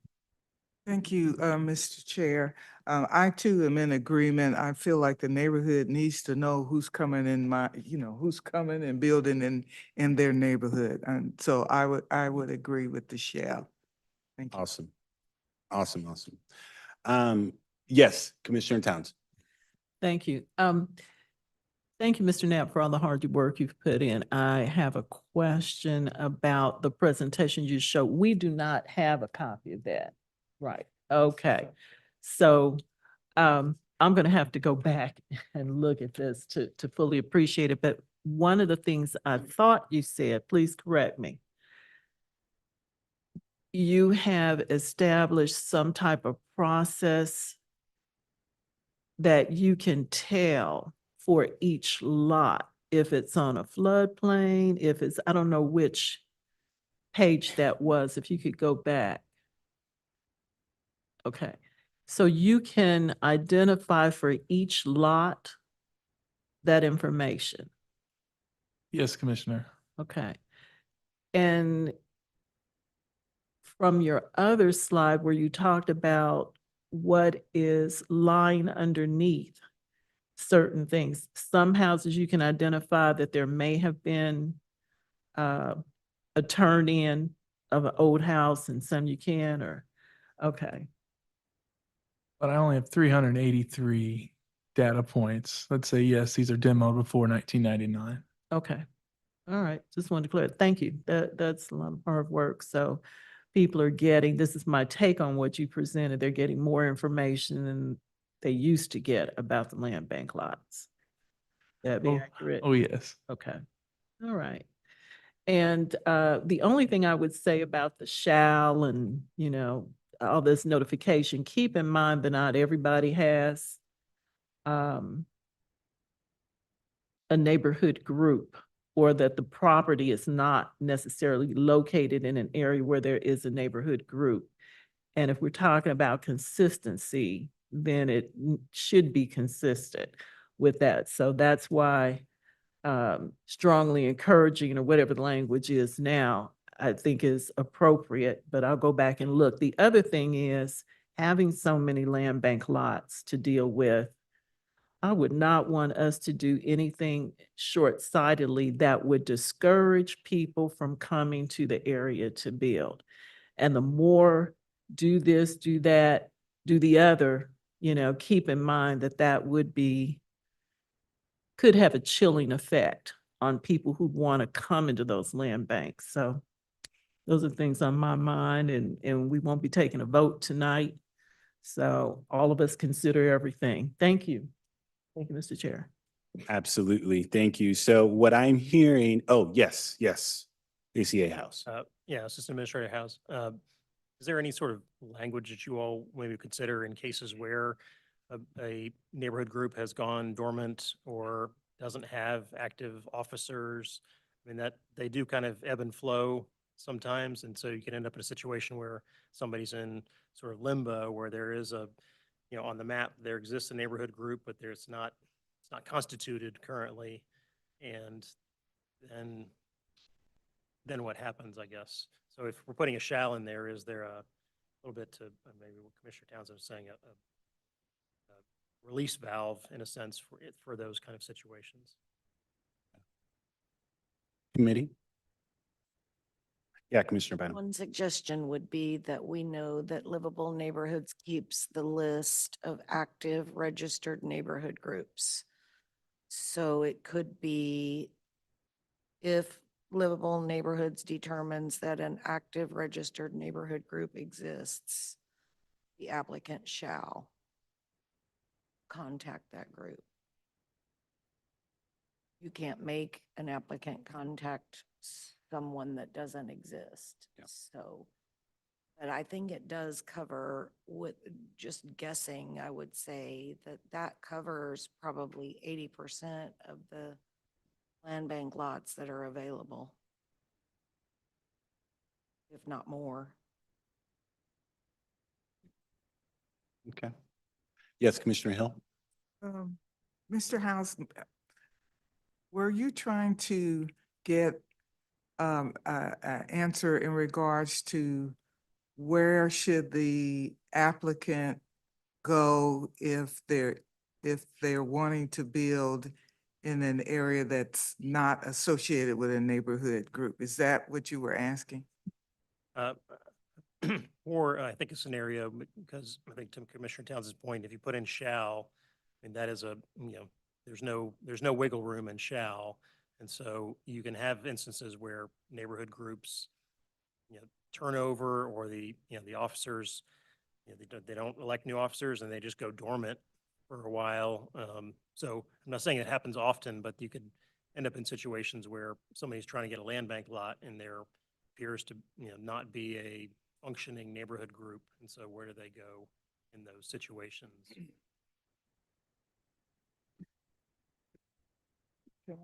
Yeah, Commissioner Hill. So I'm just saying, there's a great possibility they could go to the livable neighborhood and at least allow them that information. And that's just me, that's a thought. Yeah. So to try to tie all this up, so what I'm hearing, committee, is that we are for having a process that will put the onus on the land bank applicant to contact an area neighborhood group if that area neighborhood group exists, and if that area neighborhood group is registered with Livable Neighborhoods. That's kind of what I'm hearing, that those are kind of the two criterias of you have to be registered with Livable Neighborhoods in order to qualify for us to say that you are a neighborhood group, and therefore that's who you would contact. So it couldn't just be a community group or somebody else. There would have to be kind of a formality to it. That is what I'm hearing. Is that accurate? Yes, Commissioner Townsend. Are you trying to get language tonight? I mean, I'm trying to get at the very least some direction that we can give to staff. That way, when we come back, we don't have to do this again. okay. Well, something else came to mind, again, I still think I would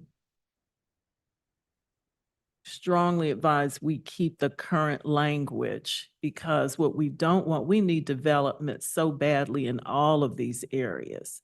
And what I would hate to see happen is if you change the language and shall in some cases and others not, then you may not get the development that you want in areas where it's needed, because the developers say, oh, that's too much to do. I can go in this area where there is no active neighborhood group and not be bothered with that. So again, I'm looking at the disincentive that developers may evaluate if we change the language. I don't think we've had that much of a problem, correct me if I'm wrong, somebody, with them not going, because when we come to this meeting, that question is always asked.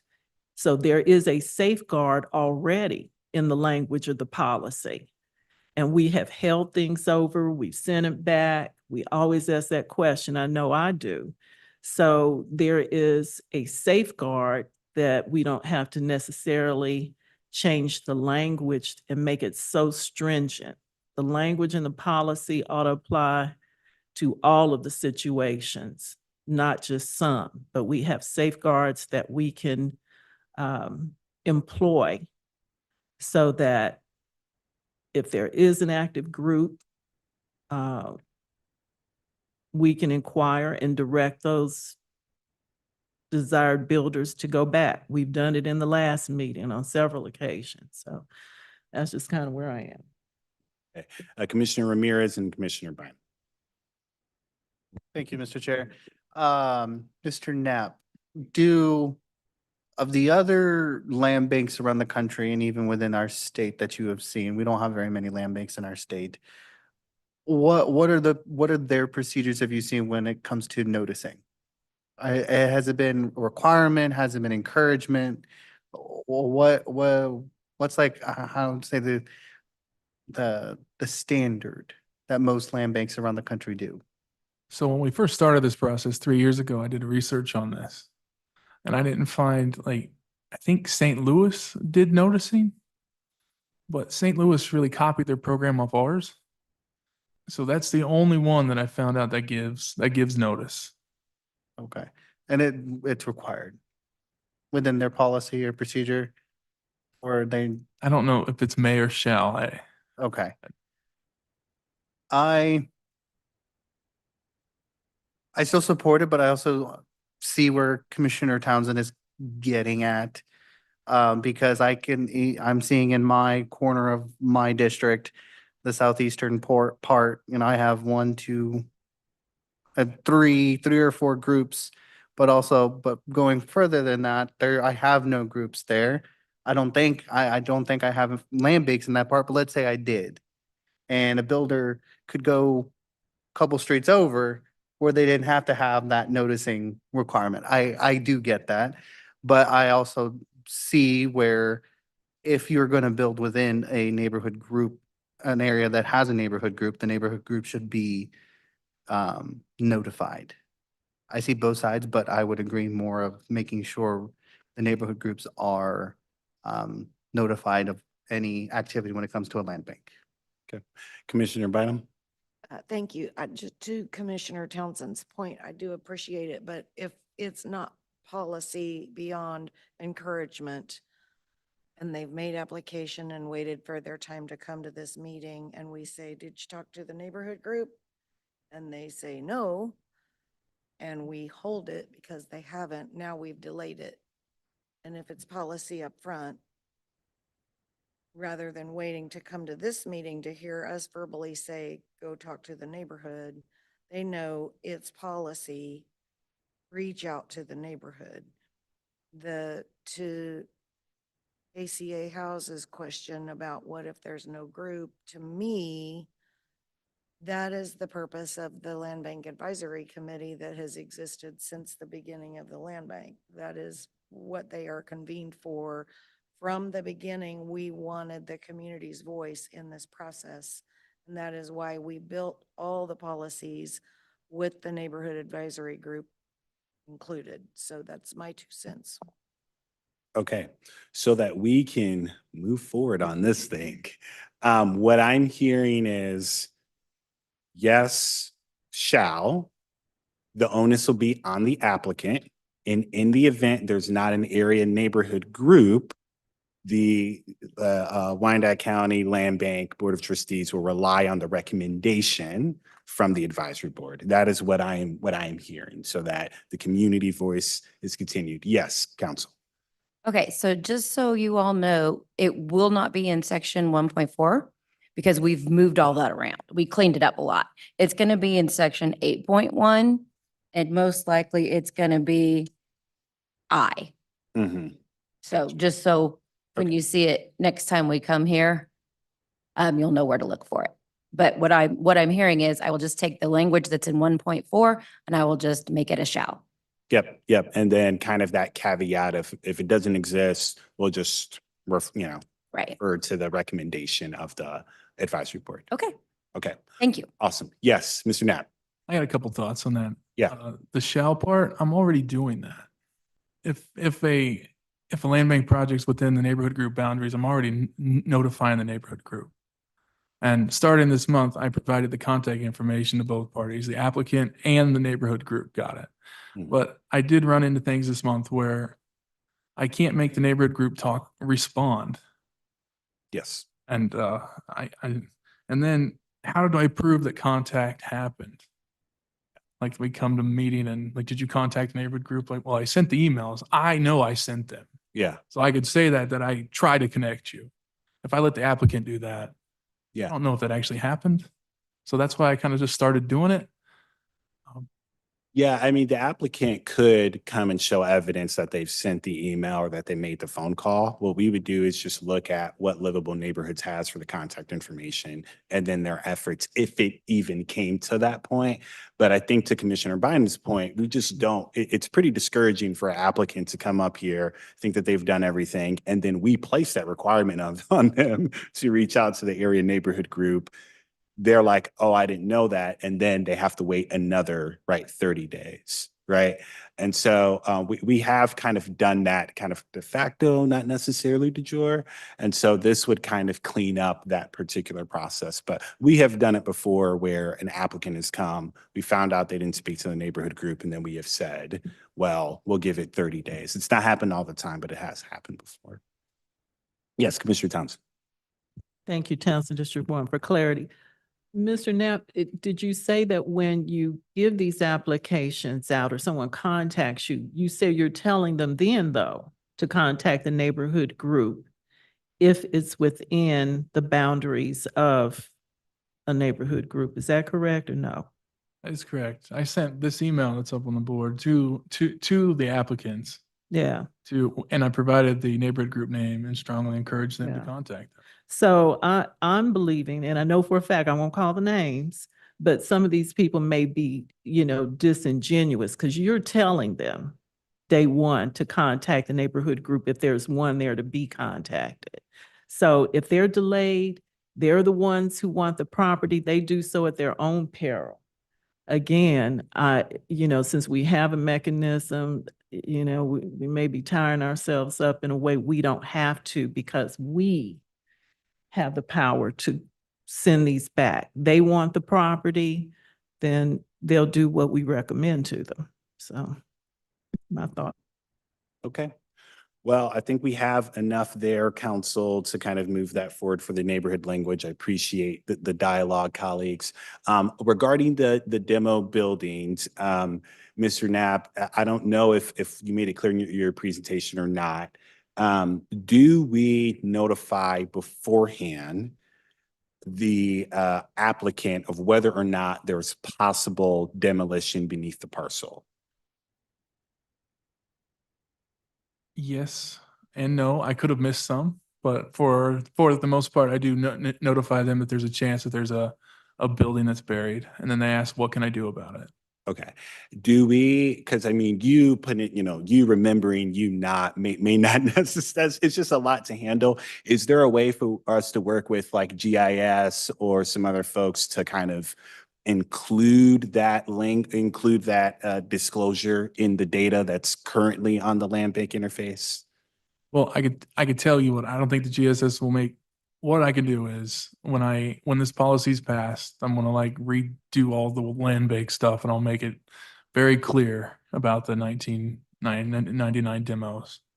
Okay, gotcha. We'll do what I can to get those things that make lots unbuildable, not just demos, but like sewer location and depth and the acre for a septic system, all those things that stop a build. Because Okay. if I could stop them at my website, Mhm. they're not applying and I'm not saying no to them. Gotcha. So that saves time for me. Yes, because that would be the goal. Yes, ACA House. I think, Jed, correct me if I'm wrong, but you don't have data information going back beyond a certain point, or do you? I have data back to 1995. So kind of beyond that becomes a little bit of a black box, and the question of, was it always vacant? Was it somebody's side lot, or was there a structure on it? That's, so we have information up to a point in time, and then beyond that, we don't. Okay. So here's what I'm thinking, because there could be a situation where we say it's 1995 and that's the data that we have, and we find out something happened in 94 or the 60s, what have you. What I would recommend in committee, you all tell me if this is okay. For each land bank application, we just put a disclosure on there that says, you know, you are applying at your own risk. Please do your due diligence on the application that you are seeking. And that kind of encourages that land bank applicant to do that behind the scenes work prior to coming before us to ask staff questions, to get more information and what have you. Other questions regarding that? And this is regarding the demo piece. Yes, Commissioner Thompson. Okay, so explain to me again why we're contemplating putting a disclosure on the application? Yeah, so we have had situations where land bank applicants have gone through our process Mhm. and then they have found out that there is construction or materials buried under the parcel. And had they had known that prior to, maybe they would have applied for a different land bank. Mhm. And so we're trying to capture that on the front end so that those particular applicants are not blindsided by that information. Right. Yeah, that was one of the main reasons for the option agreement. So your recommendation is to put that disclaimer on all applications? Yes. Okay. Just to encourage them to do the work beforehand. That way they're not blindsided. And are we going to say what they may find? I mean, what to say due diligence? Don't we have some language like that already? So we might want to be more specific. I don't know. What are we telling them to be wary of specifically? What are we already telling them? I think there was like kind of a due diligence. I'm not opposed to it, Yeah, but I'm for saying sure. if we're gonna go there, then we might need to say it could be this, could be that, not limited to, you know, Sure. so that it's a waiver that's means something, Absolutely. an alert. Yeah, and I think we can work with council and I can work with Mr. Knapp to get some language in the updated draft policy. So we don't have to wordsmith tonight, but I think your council, if you have kind of the sentiment that is being addressed. So thank you, Commissioner Thompson. Okay, well, I think we have at the very least landed somewhere between demolition and neighborhood notification. Ms. Marcy, I'll hand it off to you regarding our brownfield program.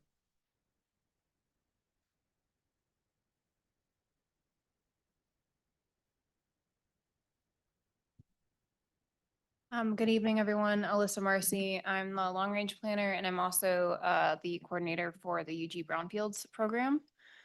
So tonight I'm just going to give a brief overview of what brownfields are so that we all are on the same page. And then I'll talk about the available funding options that we have. So this definition is a little bit tricky, but it's a standard one that you'll see with federal and state agencies. But typically a brownfield is any kind of vacant lot, abandoned building, you know, dilapidated home, former industrial site, even something that is currently functioning but cannot be developed because it has what is considered real or perceived environmental contamination.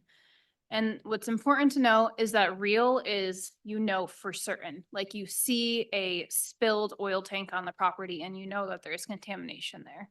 Perceived is that you think there may possibly be contamination. For example, maybe there was an industrial site next door, you know, 40 years ago, and you know that that industrial site had a spill, or maybe there used to be a gas station on that property that isn't there anymore. So you think there may possibly be contamination. But essentially, that's what a brownfield is. It gets a little tricky because their perception of a brownfield, and if you talk to the EPA versus KDHE, they say that's actually up to the community to decide. So if a resident comes in and wants to evaluate a land bank parcel for, you know, and they say, I think this is a brownfield, that is up to them to kind of label. And it's really what happens afterwards, which determines if that's true or not. So it's a little bit tricky. There's a lot of legality behind this, but okay, so just to set the stage, brownfields are incredibly prevalent across the country. This statistic is a little bit scary, but the EPA estimates that about 34 million US residents are within a half mile of a brownfield. That number doubles when you get to a mile radius. You know, brownfields typically are seen as these vacant sites or vacant lots, and they're usually associated with blight. The other big thing about brownfields is they do cause liability to property owners and to developers. There is an environmental act that the EPA created in 1980, and that basically said that if there is a property and that property causes some kind of environmental contamination that has a visible impact that's measurable, that property owner is liable for the damages caused by that contamination. So now, even if you do not know if your property is contaminated, or if you don't know that it is a brownfield, technically the way that the language is written is that you are liable if something were to happen and you don't know and you didn't do the homework to figure out what's there. And I'll go into that in a second. But the big one with brownfields and economic development is by assessing and remediating brownfields, you get rid of that liability for developers, and it's not there. So right now it's kind of a barrier to development.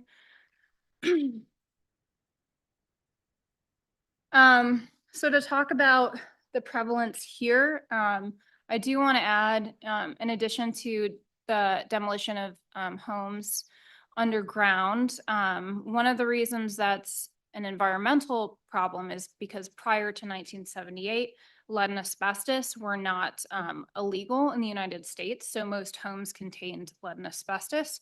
And so when you bury those into the ground, you can assume that that lead and asbestos went with it.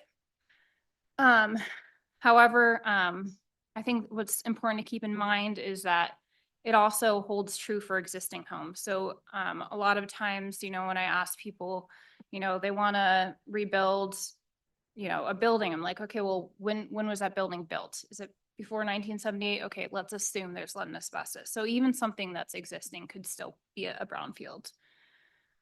And then again, broadly, the Government Accountability Office estimates that there's probably up to 1 million brownfield sites across the United States total.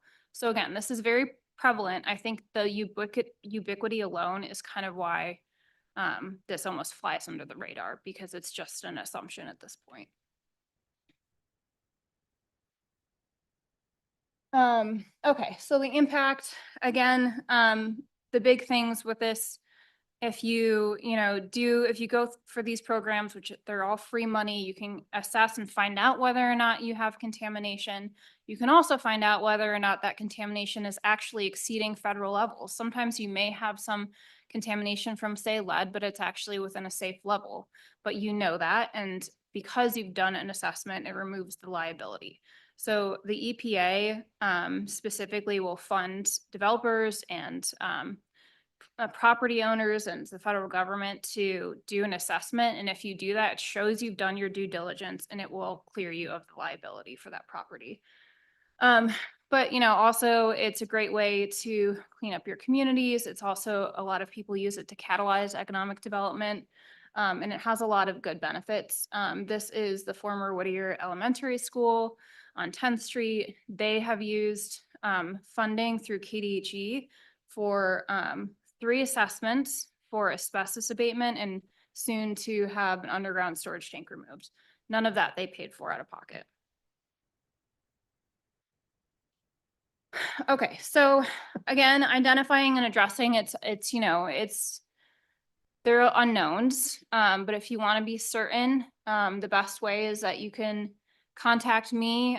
There's a nomination form online and you could at least assess things. Typically, I can find money to cover most assessments for projects. And then once you do, you have a better idea and either you get the go ahead and you say everything is fine with your property, you can move forward, or maybe something is found when an assessment is done.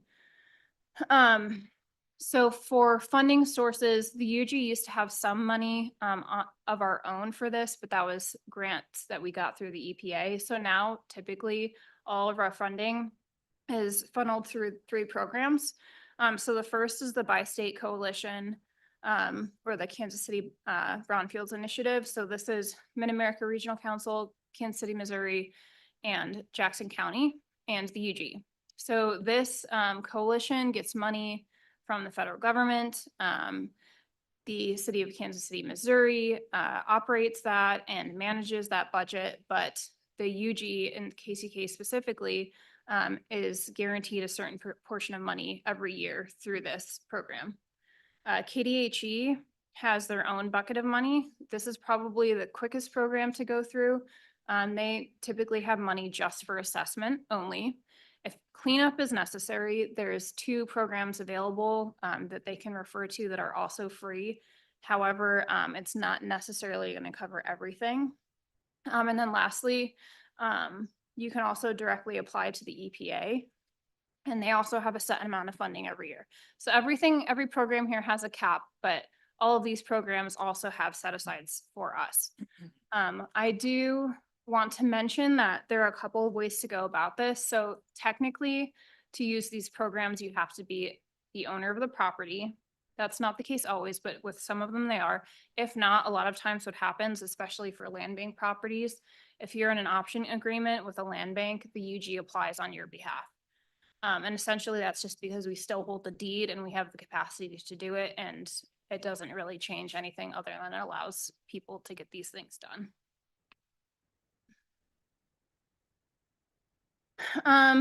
The caveats are you cannot get free funding if you cause the contamination. So if you are a gas station and your tank leaked and you're trying to get money to clean it up, you cannot get free money because you were the one that caused it. A lot of programs, but not all of them, can consider single residential homes, single parcels. They want to see something a little bit bigger. They're trying to incentivize development, so they want to see bigger projects. That's not true for all of them, but it's true for most of them. And then the last thing is when the assessment is performed matters. Like I said, the important thing is doing these assessments removes liability, but that has to be done within a certain time frame. Otherwise, you have to go back and do it again. So it's a 6-month time frame. It's annoying, but that is one of the reasons that we try to partner these with development projects so that we're not delaying projects. Lastly, I just have some resources. There are a couple of other ways to address contamination, for example, through a lead program. You can always reach out to, I don't know if you all know this, but we have K-State Technical Assistance at Brownfields. It's the only program in the country that provides free technical assistance to anyone to do anything. So they're really great to help, but I'm always available. And if anyone just has a question, is a property, a brownfields, like I'm happy to work with them. It's a pretty easy process. Thank you so much, Ms. Marcy. Great presentation, very educational. There's a lot of things that I learned, colleagues. I hope that was of value into the public, of course. Thank you all for hanging with us. Before we get to questions, I want to go ahead and open up for public comment. Clerk, did we have anyone submit a public comment for this item? There were no comments received. Are there any hands raised online? There are no hands raised online. Okay, for the folks in the gallery, would anybody like to provide a public comment for this item? Okay, yes, please do. Yes, we just need your name, city of residence. My name is Daisha Bush and I stay in KCK. I wanted to listen to both presentations before I provided my questions or concerns. Yeah. But I'll stick to the latest one first. So when I listen to you all speak, there's a lot of context that you all are aware of that people who are applicants are not. So the disclosure idea of letting people know, hey, there's a risk, that would be amazing because I didn't know any of that. The other thing that Judd mentioned was when you do your application, it'll say what your demo year is. I didn't know why that was important. So I think there's a lack of context for people who are applying. And when I listen to you all talk through it, it makes a lot of sense now. But as a new applicant, that information wasn't there. I didn't know the risk. I didn't know why the demo year was important. And I also didn't understand why I was being asked to fill out an options agreement, which would give me access to the property in which I would also be responsible for maintaining the property while the EPA is telling me don't sign anything until you've had an evaluation. That's conflicting. The other piece is when you have your property evaluated, it was because of being able to contact Judd and Alyssa that I understood a lot more, but without them, I would have no clue. So for example, the area that we're interested in is located close to what I assume had a past contamination issue. It was it's John Garland, it's a Superfund site, so. Had no idea. So I think there needs to be more context provided to applicants. And while I wouldn't suggest mandating any action with Brownsfield, they should be able to make the decision. Because if they're going to be liable, again, surprises cost money and people don't have those resources. So I'll save my other questions for later, but I just want to make that comment based on that. Thank you. Thank you.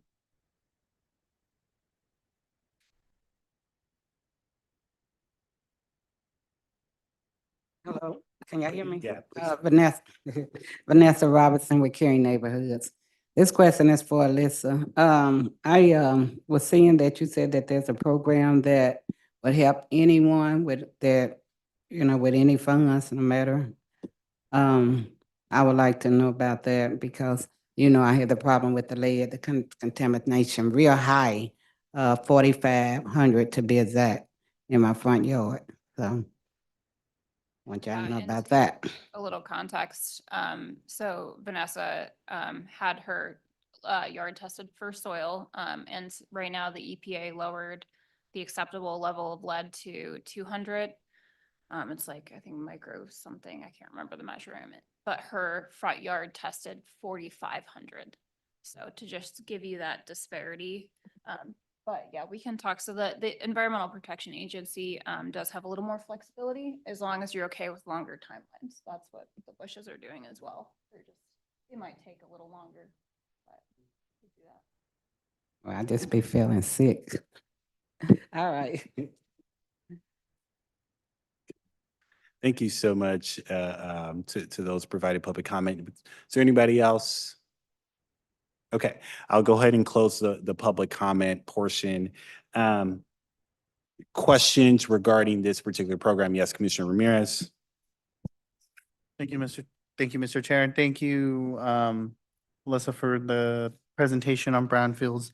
I'm very aware because I had a previous one where the current new police station and the Walmart are currently stand. They used to be, I believe, was a Superfund site as well. Yep. Because that's where the smelting factory used to be. So I see where if you go through the steps and if you go through the assessments and the remediation of it in the end, you can come up with something nice. It is an amazing development. It was something that my predecessor brought to the Argentine community. But I do agree with the resident, we have our context, we know what we're talking, but when we do have these conversations, let's make sure we're also educating the community as well as while we have these conversations. Thank you. Thank you, Commissioner. Yes, Commissioner Townsend. Thank you and good evening, Ms. Marcy. Let's start with where Ms. Robinson left off because I want to make sure I understand you got two different situations. You have someone who's already in their home and there's, I guess, what appears to be an unacceptable level of contamination. What if this is available? And then talk about people who are coming to us, seeking option agreements and what they can do. So those two different scenarios. So it is based on the program requirements. So if you want to pull up that one slide, Judd, if you don't mind. I think it's of the three programs in which we use funding from, they all have different things that are eligible. So the EPA has more flexibility. So they're a program where Vanessa, for example, would be able to consider getting some remediation. However, in the other programs, they won't do a current home that people are living in. That's just what their eligibility is. And that's nothing that I can control because that's the state program and that's the by-state program. Excuse me, I'm confused right there. So you're saying in a private home, there's situations where there can be some remediation and not in others? Some programs that is eligible for 2 out of the 3 programs, so that is not. So the programs that the funding, sorry, let me just pull it up. So at the bottom, those are the 3 pots of money. The EPA has 1 pot of money, KDHE has 1 pot of money, and then this bi-state coalition has 1 pot of money. That's where I typically send people. I try to find which program meets their requirements. But unfortunately for the 2 on the left, they will not do residences that people live in. They will only do projects that are new developments. So that's either building on something that's vacant or, building, rebuilding a current, structure or something like that. They will not do single family homes. So when I get land bank applicants, typically I'll refer them to KDHE. And that's because the UG has to apply on their behalf because you have to have the deed, the property owner apply. So the UG will do it if they're under option agreement, which is also why for the Bushes that spoke, why the UG also applied on their behalf for the EPA. However, they could have done that themselves too. So the EPA, a little more flexibility, takes the longest. KDHE, a little more restrictive, it's the fastest program. And then you have the third program, the bi-state program, probably takes the second longest, and it has probably the most restrictions out of like what is eligible. So it gets really tricky because all of these have different legal requirements for what they will and will not fund. If I might add to for the lead one specifically, also, there is a no lead program that's run out of the health department that is a lead remediation for residential properties. So, which is not the brownfields, but since the lead came up earlier, And there it is a is on specific program to support people. It does have income requirements, on that, but that's run through the health department. People can apply for that for lead remediation in a home or a rental home or a multifamily, and soil contamination is one of the areas that is covered through that program. So I just wanted to make sure we're talking about context, to make sure that people have some context that those resources exist as well. Yeah, absolutely. And we did, Mrs. Robinson did submit an application to that lead program. But again, because of the income requirements that are set by HUD for that program, she did not qualify. So that's kind of the issues that I run into where I'm trying to figure out the perfect fit for whoever is available. I think one of the challenges with these programs is that if you want to clean up these properties, if you want to get everything, in environmentally good to go and remove all the liabilities, sometimes it can take a really long time. Especially with bigger projects, it can take years. A lot of developers don't want to do that, and because it's not required, they don't do it. They just accept that there's a liability that could potentially come to play at some point. If they're federally funded, that's a different story. They are required to do it, but for most smaller developers, that doesn't exist. And that's a national problem. That is not a Kansas specific problem.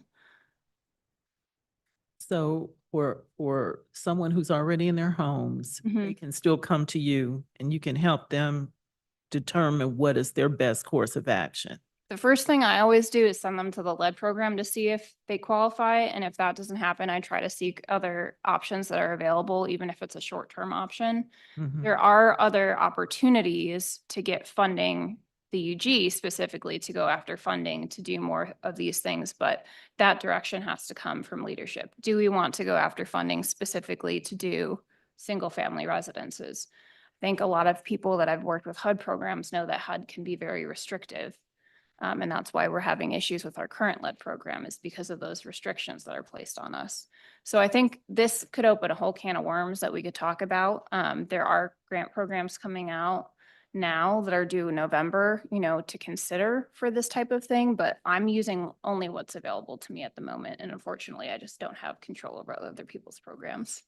And before, everybody in the certain, group of East End deluges you, do you have to be in a certain area of the city to seek help with the lead or soil contamination remediation?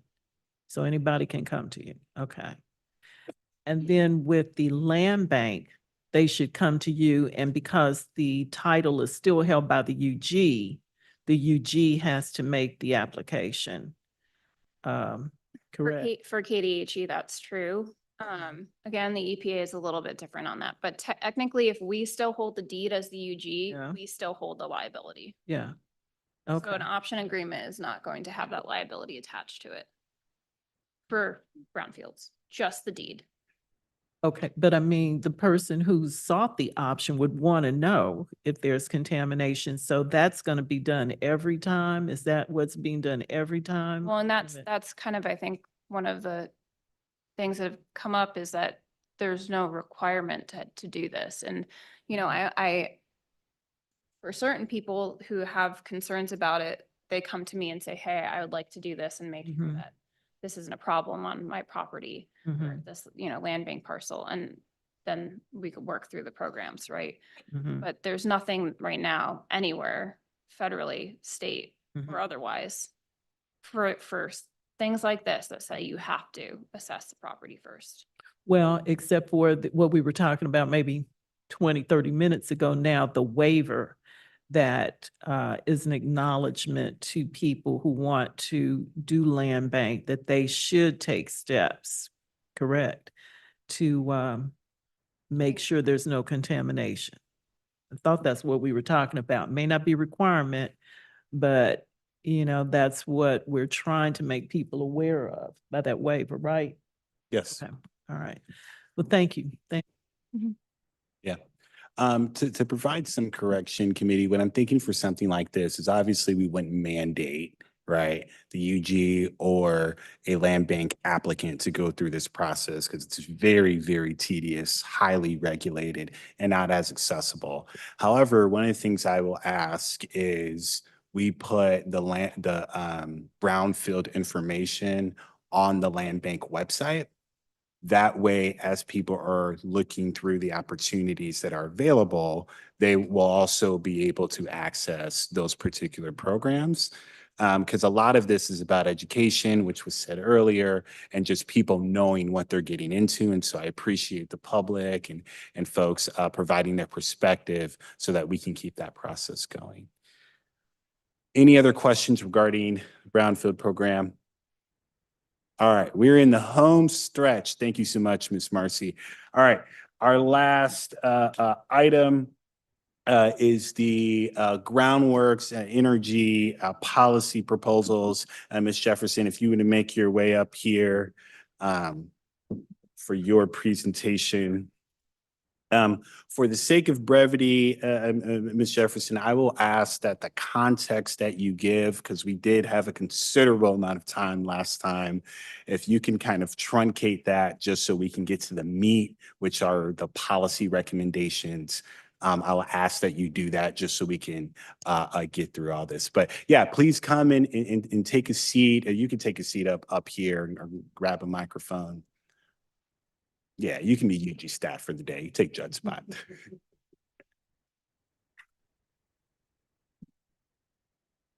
All right, take it away, Ms. Jefferson.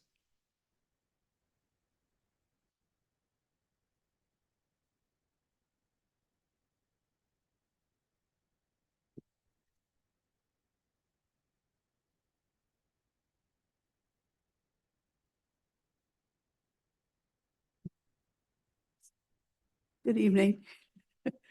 Elnora Jefferson in Kansas City, Kansas. And thank you very much once again for allowing me to come and make this presentation. You just see me, but there were a lot of people who are behind this presentation. And had other conflicts. One's on the Planning Commission. There's a vibrant health community action board, so a lot of people are active. However, in the audience, there are some neighborhood people, so that's a great thing. So thank you.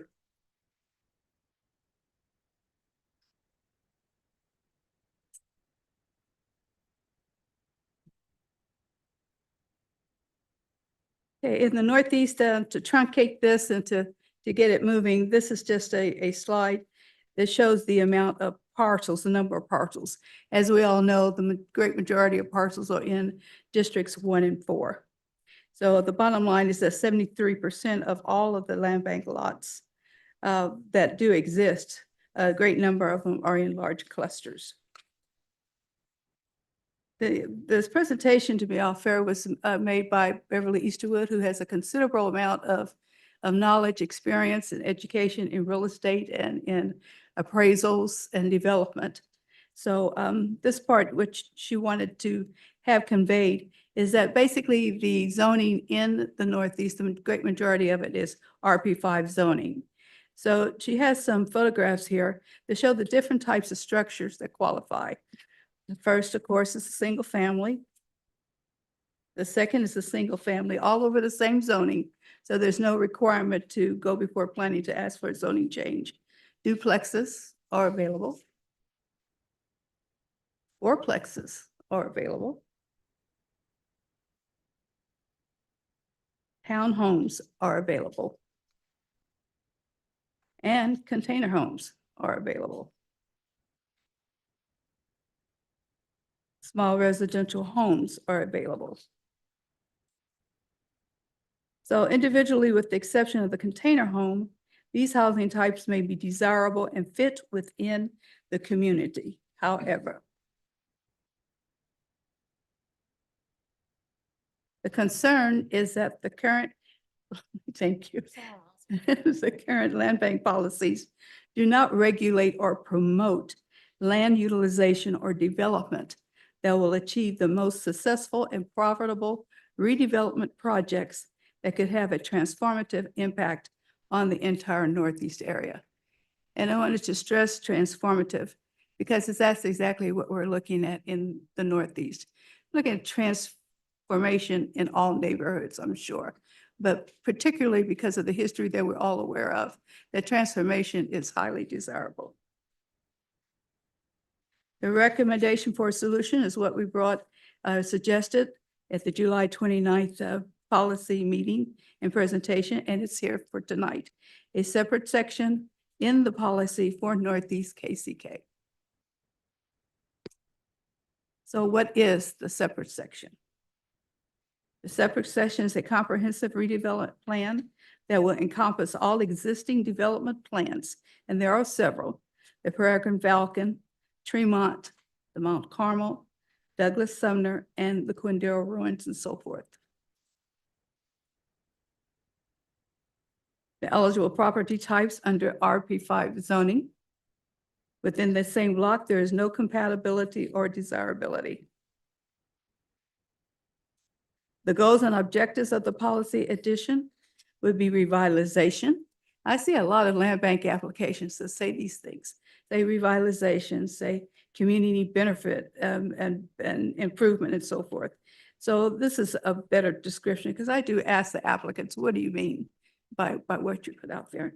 Aiming to restore economic vitality, improve living conditions, and stimulate job creation. And you might recognize that at least two of these components also identify with what the CHIP has established.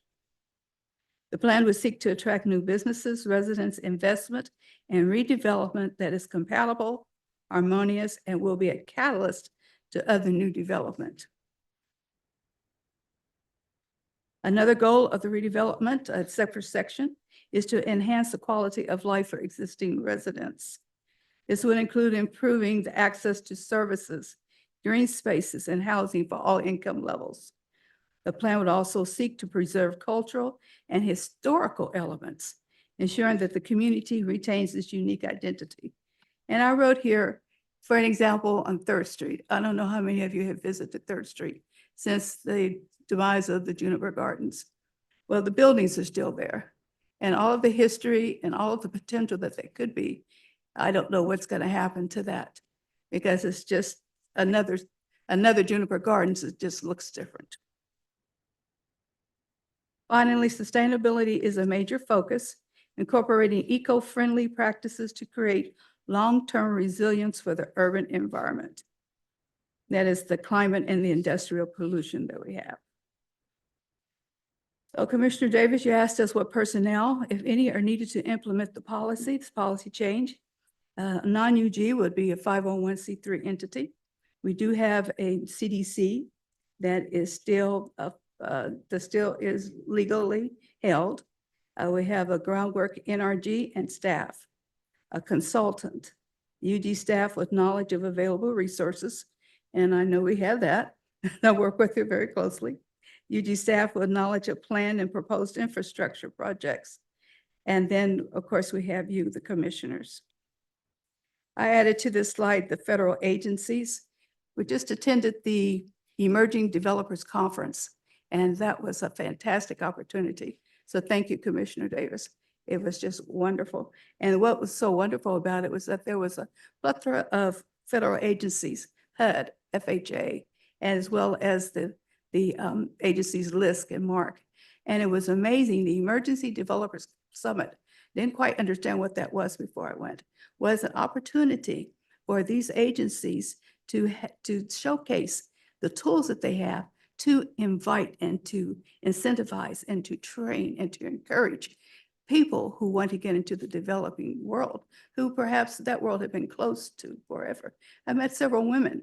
They got to develop it for her, or whatever that is, young women, as well as just everyone. So it was great. And it also showed me that there is a gap between what's available federal-wise and what we're able to get here locally. So a redevelopment section in the policy, I believe, would ameliorate that. UG's resources needed to support the policy would be just the support of the policy, knowledge of existing and potential resources available to the Northeast, knowledge of the planned infrastructure projects in the Northeast, which is a great thing to do, not only for the redevelopment plan, but even now, because these applications are coming in. It's great to have that kind of collateral benefit and interfacing between the projects and what they are. And then non-UG grant funds from foundations and agencies. What existing new procedures, you asked Commissioner Davis, are necessary to support the policy additions? And his applications for multiple lot requests will need to be approved by the designated entity to ensure that the proposed projects are in compliance with the Northeast redevelopment plan. So that's the section on the plan itself. Did you want me to continue, or did you want to stop and take? Okay. Yes, please continue. So these are the other nit and gritty on the policy itself. Additional recommended policy changes. Add a method to address HOA covenants. That is something that we need now. In the Northeast, we currently only have 2 neighborhood groups that have HOAs. One is the homes, and then the other is the Peregrine Falcon.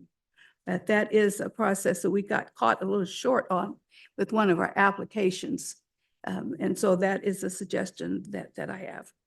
Number 2 is to add law enforcement to the staff advisory team.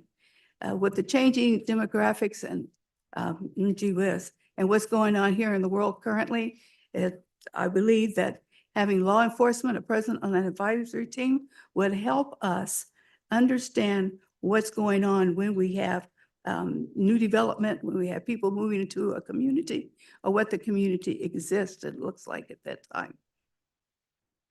Add acquisition equity for legacy families.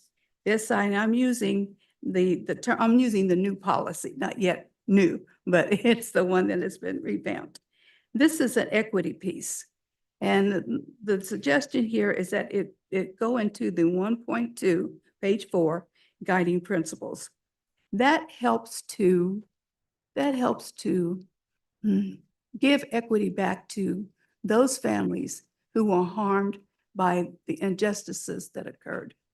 And so if I'm a legacy family and I want to have a piece of land for a legitimate reason, a purpose, and I can fit that, I would like to see that being a priority.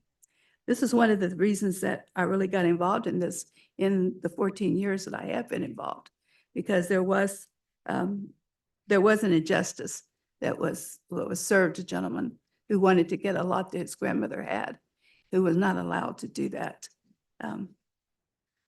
Okay, so now the next one is change the method of selection of additional members from the Livable Neighborhoods Task Force to a selection by vote of the service areas neighborhood groups. Right now, with the policy, and this is in addition to that policy, is that selection be made by livable neighborhoods. I suggest that the change be made for a couple of reasons. Number 1 is because that representative, it represents those neighborhoods, stands there and actually speaks on behalf of those neighborhoods. Number 2, I learned during the Northeast Area Master Plan and the KCK Heritage Trail that it is extremely important that there always be in reality, and it's something that is iterative. You have to keep going with it, but it always has to be that the neighborhood groups feel as if they own the process, or that the vote and the voice that you're expressing is their vote. So that's what I would suggest on that. The other item, next item, is to adopt the use of an equitable scorecard to support and ensure guiding principles.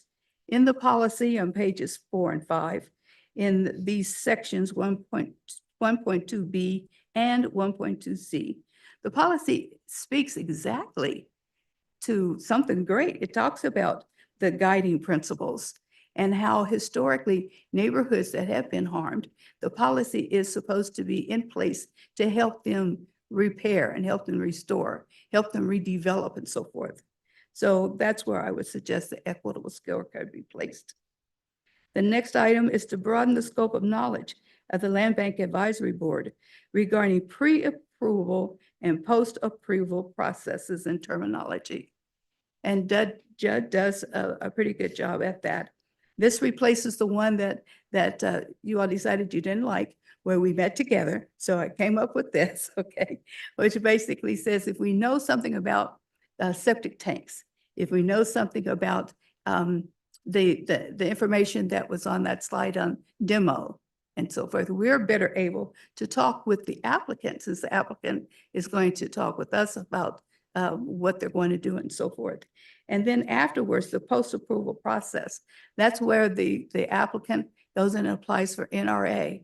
Are there other types of things that are necessary? The applicant that I spoke with yesterday, day before yesterday, asked me, said, well, what do I do next? And so, that would be a great service to give to, as a member of the advisory board, a great service to give to the neighborhoods. Next page is add a requirement that all land bank parcels are submitted to available resources to obtain phase 1 and phase 2 assessments at least 180 days prior to conveyance from the Wyandotte County Land Bank. And I have the pages that that's on, and Alyssa did a fine job in talking about that. That whereas the government is not held liable, that the person who has acquired the property has not done the due diligence will be held liable. This is something that noticed that when we have the rehabbing, is that there are no MBE, WMBE, or local hiring practices in the policy. And the suggestion is that we add them. And so that's that. The, let's see, add that any extensions granted by the land bank manager must be fully documented with appropriate attachments. This comes out of the history that I've also had with the land bank, and that there are times where that unfettered discretion comes in and a decision is made for one that is not made for another. And I understand that those situations do occur, but without having the documentation, there's no way of being able to go back and say, hey, well, maybe we need to make that as a regular policy change. And on the other hand, it allows us to look at that and just to make sure, as when I first started this work, somebody in legal told me is that the law, the way that we do here at the UG, is that the law should apply equally to everyone. Okay, the next is add the notices of pending applications. Well, we've talked about this very, very well. Or you have talked about this, but the second portion of that sentence, not so much. And that's to property owners within 200 feet of the application site. Now that, going back to that planning requirement where that's done, and we know that that's done by statute and so forth, the same condition exists in this land area that's a land bank. The only difference is that the categorization of the land, and also whether or not we're going for zoning or that type of thing. And while I heard the discussion about the wording and so forth, I think what I would like to leave you with is the idea that we're not, that that I would like to consider that the concern should be for that resident, what that resident is experiencing or not experiencing. So that's my recommendation on that. And then the next to the last is to add a neighborhood benefit agreement. We have a community benefit agreement, and that was passed last year, and it has all the processes and procedures set up, but there's nothing that is set up for the neighborhood and these developments, whether it's a single house or whether it's a fourplex or whatever it is. Now, what will that do? That will help to prevent the displacement, the gentrification. That would also help someone who is on a fixed income, maybe be able to get a can of paint, or have a doorknob put on or supplement. And I'm sure Commissioner Bynum can explain and tell us a lot more than what I'm able to do. So the developers get this break on their fees and so forth to spur development and so forth and so on. I'm saying sometimes they can go and buy things at Home Depot and at Lowe's and get a price break because of the quantity with which they buy. Or maybe they could just commit to, the only thing you can do is to commit to come to the monthly neighborhood meeting. That would be great, especially in neighborhoods where people are getting older and there's attrition and so forth. We need those ideas and we need that energy. And the last thing, and I'm sorry I don't have it on here, is there's no reference, I'm noticing on the redone, the policy, there's no reference to the procedures. Either it's not in the title or there's just one brief mention of it when it talks about the land bank manager's responsibilities. Some of these things are wrapped up in procedures. And so I suggest that the policy somehow either include procedures or reference procedures, and that be some document, whether on the website or whatever, or in print perhaps both, because everybody's not on the website, where people know what to do and how to do it. So to answer the question here, Commissioner Davis, the goals and objectives of the additional recommended policy changes would be to support the strategic utilization of the land bank properties, which is what the policy says it is to do and it wants to do. To undergird the Unified Government Board of Commissioners and Land Bank Board of Trustees commitment to neighborhood development, and notably equitable redevelopment in Northeast KCK. To enhance the land bank policy utilization, to enhance the land bank's policy utilization as a collateral benefit to the investments that you commissioners have already made in the Northeast, in the Northeast Area Master Plan and the KCK Heritage Tool. So the policy could go along with that. To empower and support the Northeast neighborhood community's longstanding desire to have access to a viable tool, which it can design the framework and architecture needed to rebuild its economic base. When we did the Northeast Area Master Plan, I believe there were 3 sets of postcards that went out to people, and we had over 550 people who attended the Northeast Area Master Plan. And everybody was gung-ho. Right there at the beginning, they were gung-ho. But then as things went on and the land bank policy changed, people began to doubt again. So that's what this says, is to rebuild and support and empower that which the people have wanted to do.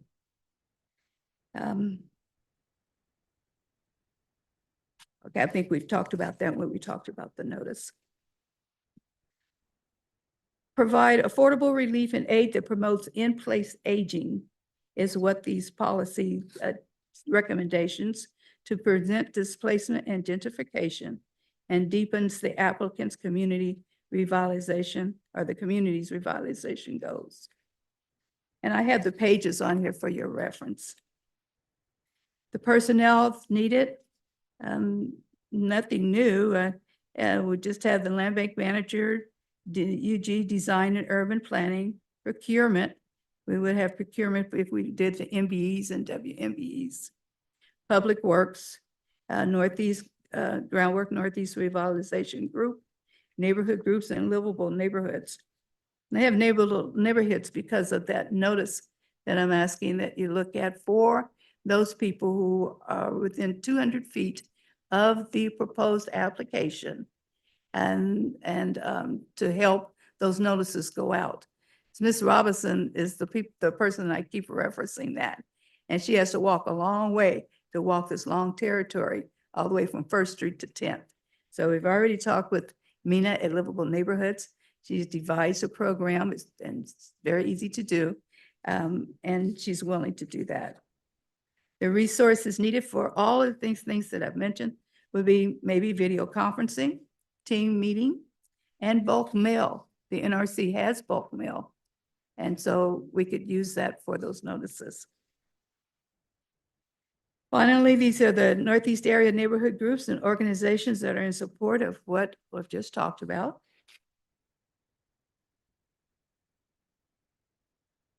And then I'm in my presentation, almost ended, with this little slide that I think is really cute. I don't know if you've seen it before. The equality, equity, realty, and liberation. And when I first began this work, I wasn't quite sure what equity was. It was a new word. So anyway, I hope you can relate to that. Collaborative government citizen engagement partners, I've listed them here. And we have a new partner that we'll be having a meeting with, the Heartland Environmental Justice Center. They're the ones that won an award, EPA award, for quite a bit of money to serve regional areas. And we're going to have a meeting with them to see whether or not they would be a candidate in the Oak Grove neighborhood to do that assessment for the property there, so we can go in and release those lots for redevelopment. And thank you very much. I tried to do as best I could, Commissioner Davis. Thank you, thank you.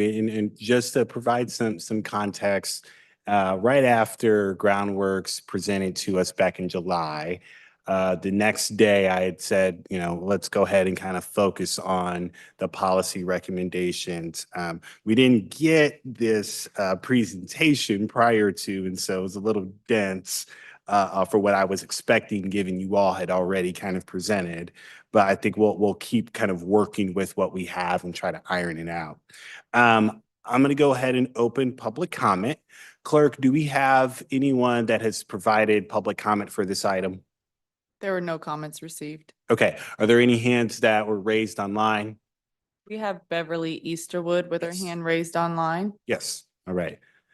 Ms. Easterwood, you have 3 minutes. Please say your name and city of residence. Yes, my name is Beverly Easterwood. I'm a resident of Kansas City, Kansas. And I would just like to emphasize slide number 11. This, as Eleanor said, I did make this, pretty much put together the first part of this presentation. However, I had a planning commission meeting that conflicted with my ability to be able to be there in person. However, we did get out early, a lot earlier than I had anticipated. But slide number 11 just kind of emphasizes how the current policy does not address what goes where. For instance, Eleanor did highlight the different types of developments that are allowable under the RP5 zoning.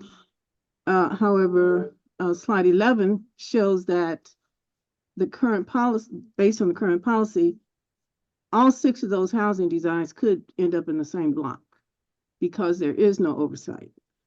And there is no entity in place that regulates where things go and how proposed developments will actually fit with each other. So that was basically how what I wanted to say, was to emphasize that particular slide,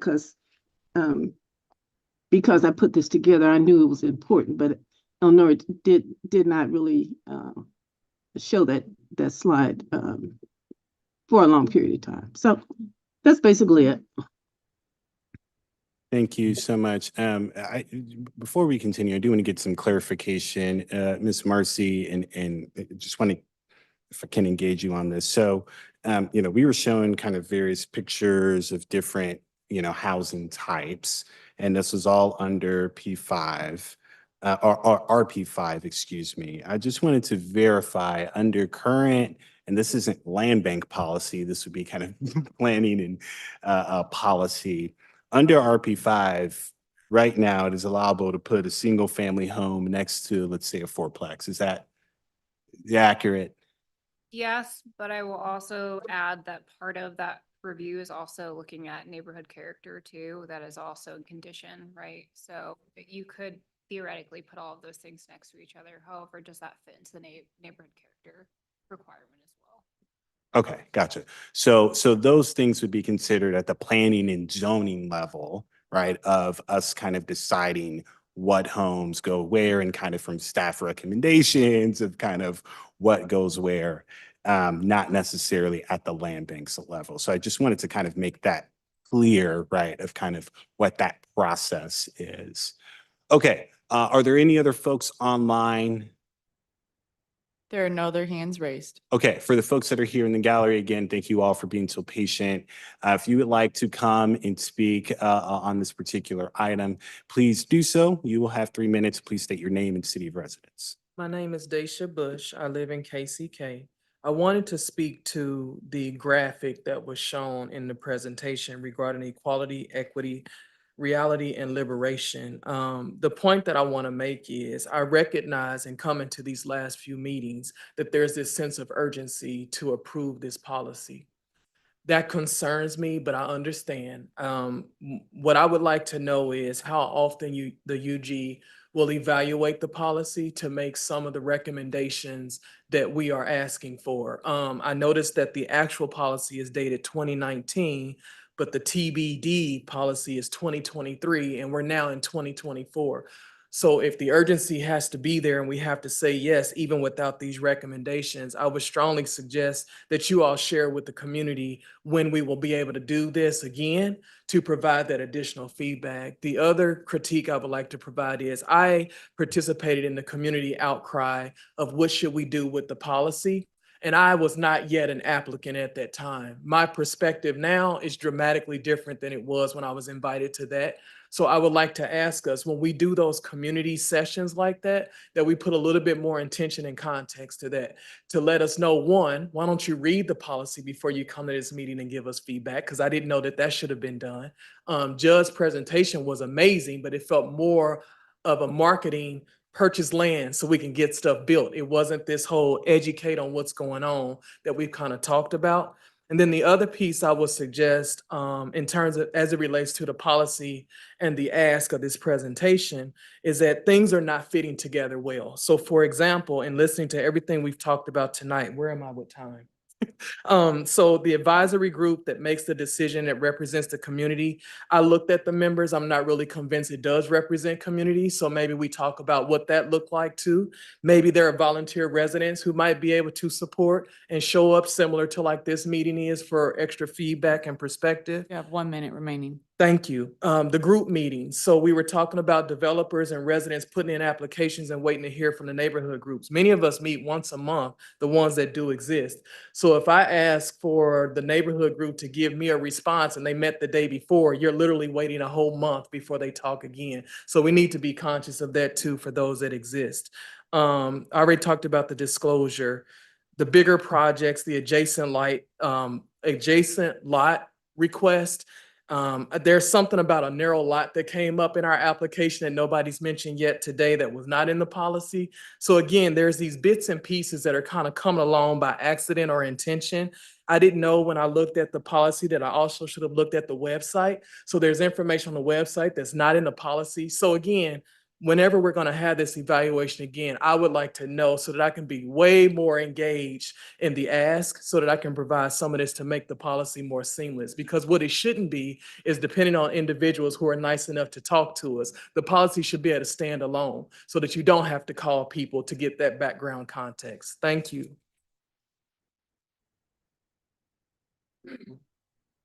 Thank you. Other comments? Yes, please.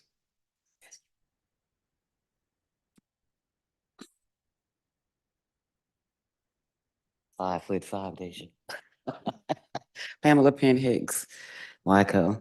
Deja really covered a lot of what I was concerned about, particularly because having read the Northeast KCK Heritage Trail Plan and Plan KCK and the Northeast Master Plan and all of the things that have gone in before, being a part of a neighborhood group in the past. I'm a vice president of Kensington Neighborhood Association. And all of these things are part of what we've been talking about over the years. I am very concerned about the narrowness because there is such a big gap of coverage with neighborhood groups. And as Ms. Elnora and Mr. Knapp have notated, a lot of the people there's a lot of gaps in the coverage, and there are a lot of elderly people within the neighborhood groups who do not necessarily share that information wide enough. And we have nowadays with young people needing to have that information spread out more online. So I wanted to encourage that we expand and open up that process and allow others who are just as concerned about who's buying property, who's moving into the property, all of those things that are concerned neighbors to be invited into this process so they can be not only aware, but put their input into it as well. And after that, I will leave that alone. I appreciate your time. And Elnora, thank you for that presentation. Very well. Thank you, Ms. Hicks. Yes, next.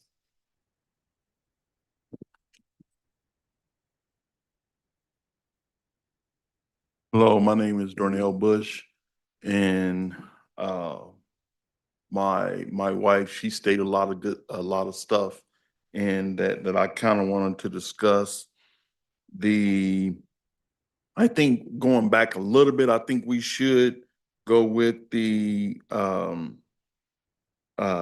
instead of saying we encourage, I think we should go with what a lot of the commissioners were stating, that it's mandated, or that's not the word you guys used. But in addition to that, I think there should be some teeth behind it. First, let's put a date like 80 days or 180 days or 3 months, whatever, because if I'm a developer and then you say, well, it's mandated that we talk to the neighborhood association, well, or communicate with them. If I send out an email on the day, then there's no, then, oh, I've qualified, I made myself, oh, I said that, okay, we want to do this. It's not enough time for the neighborhood association to get it and respond to it. So, and because we're active in the neighborhood association, we have to have enough time, 30 days or whatever. And that's not going to hinder the progress from the developer. I don't think that'll hinder it that much. So I think that there should be some teeth behind that, 30 days or whatever. And the HOA stuff that was mentioned with Ms. Elnora, if Peregrine Falcon is supposed to kind of be the highlight, if you will, that they're building it up, from my understanding, there was a developer that came in and wanted to do some very, very low income housing that's like the slab housing. Well, that's not allowed in there.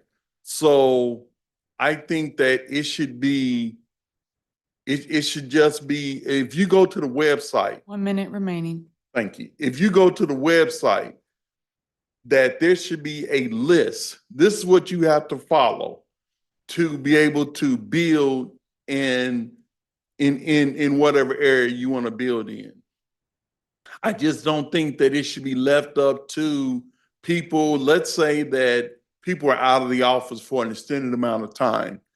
I think the developer should be able to go to the website and be able to see, oh, this is step one, this is step two, and so forth, instead of having to wait until somebody else comes back to the office. I'm not saying that they don't have that opportunity to take the time off, do whatever they need to do. But what I am saying is that there should be a progress that okay, we need to go through this and we need to do this. And I just don't think that this is very difficult, that this doesn't seem to be a difficult process, that all you have to do is put it on the website and then the person just goes through, starts step 1, 2, 3. I just don't think it should be this difficult. Thank you. Thank you. Other comments for the folks here in the gallery?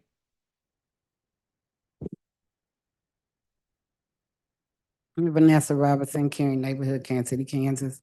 I want to elaborate on the Ms. Tellis that you had up about the zoning, the different homes that could be built in the neighborhood. Well, I kind of want to talk about the zoning areas that, like in my neighborhood, they taking houses and putting businesses in, like down on 5th Street, they put I want to say a body shop, a mechanic shop or whatever. Okay, so is it okay for them to take homes and put business inside of homes, and it be okay? Shouldn't the presidents or the neighborhood be aware that they're putting business in, taking residents and making business out of them? Shouldn't we know about that? That's my question for zoning in the area, residential areas. Okay. Well, ma'am, I do want you to get your full 3 minutes, so I just wanted to make sure you got everything once. Yeah, that's all I had to say. Want to know about that. We'll definitely get a about the response. zonings. Awesome. We'll definitely get a response after. Well, I want to wait till public comment has completed, but thank you so much, ma'am. Okay, thank you. Are there other folks that would like to provide public comment? Yes, please. All right, excuse me. Hi, Commissioners. My name is Eric Murray. I'm a KCK born, raised, public schools graduate, and KCK resident. First and foremost, it's 8 o'clock on a Monday, so I want to thank all of you for your time. This is very important. I know you've been working on this matter for a while, and I appreciate the opportunity to share with this body. I also want to thank our legacy elders and those who have come before us in these neighborhoods that are doing this work. Ms. Jefferson on this presentation, Beverly Easterwood. As many of you know, this was also very important to Chester Owens, right? So as a younger person in this community, I feel like I stand on the shoulders of giants, which is why I also want to stand here and remind us to heed the words that we're hearing.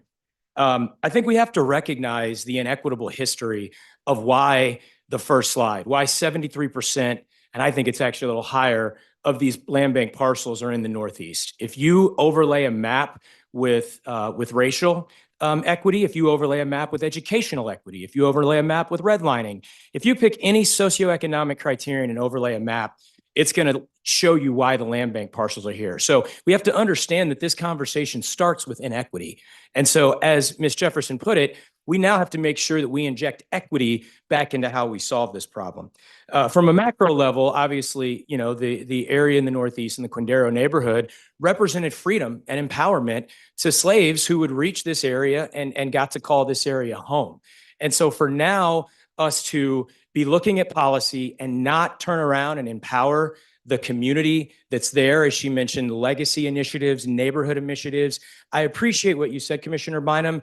It has to be a shall engage neighborhood. You cannot redline and intentionally blight an area for decades and then come back and not take that area's feedback and criteria. So even if it does add, and I do appreciate Commissioner Townsend's sentiment that we don't want to add additional cumbersome requirements. As a developer of color in America anyway, the reality is that those requirements exist and they're not always equitably enforced. And so I appreciate that putting it in policy takes the discretion element out of it and actually yields more equitable outcomes. So You have 1 appreciate minute that remaining. guidance. Thank you. 1 minute. A couple other things here.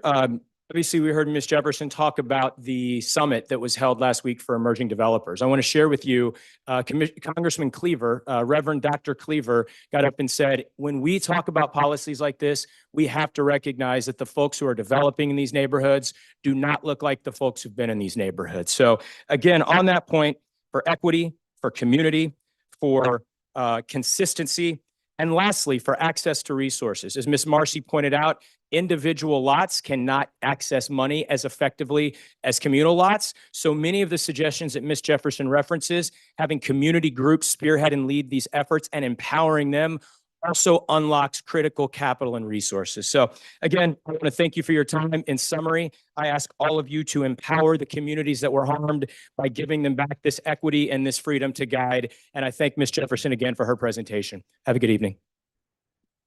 Thank you. Is there anybody else in the gallery that'd like to provide public comment? Okay, I'll go ahead and close the public comment for the gallery. I know there's one person online I've been made aware of that wasn't able to speak to this particular item. I wanted to see if they were available now to speak. What is the name for that The person? phone number, I believe. Do you see a 9135 or 95? 951? Yes. Yes, that person would like to speak, please. Thank you, Commissioner.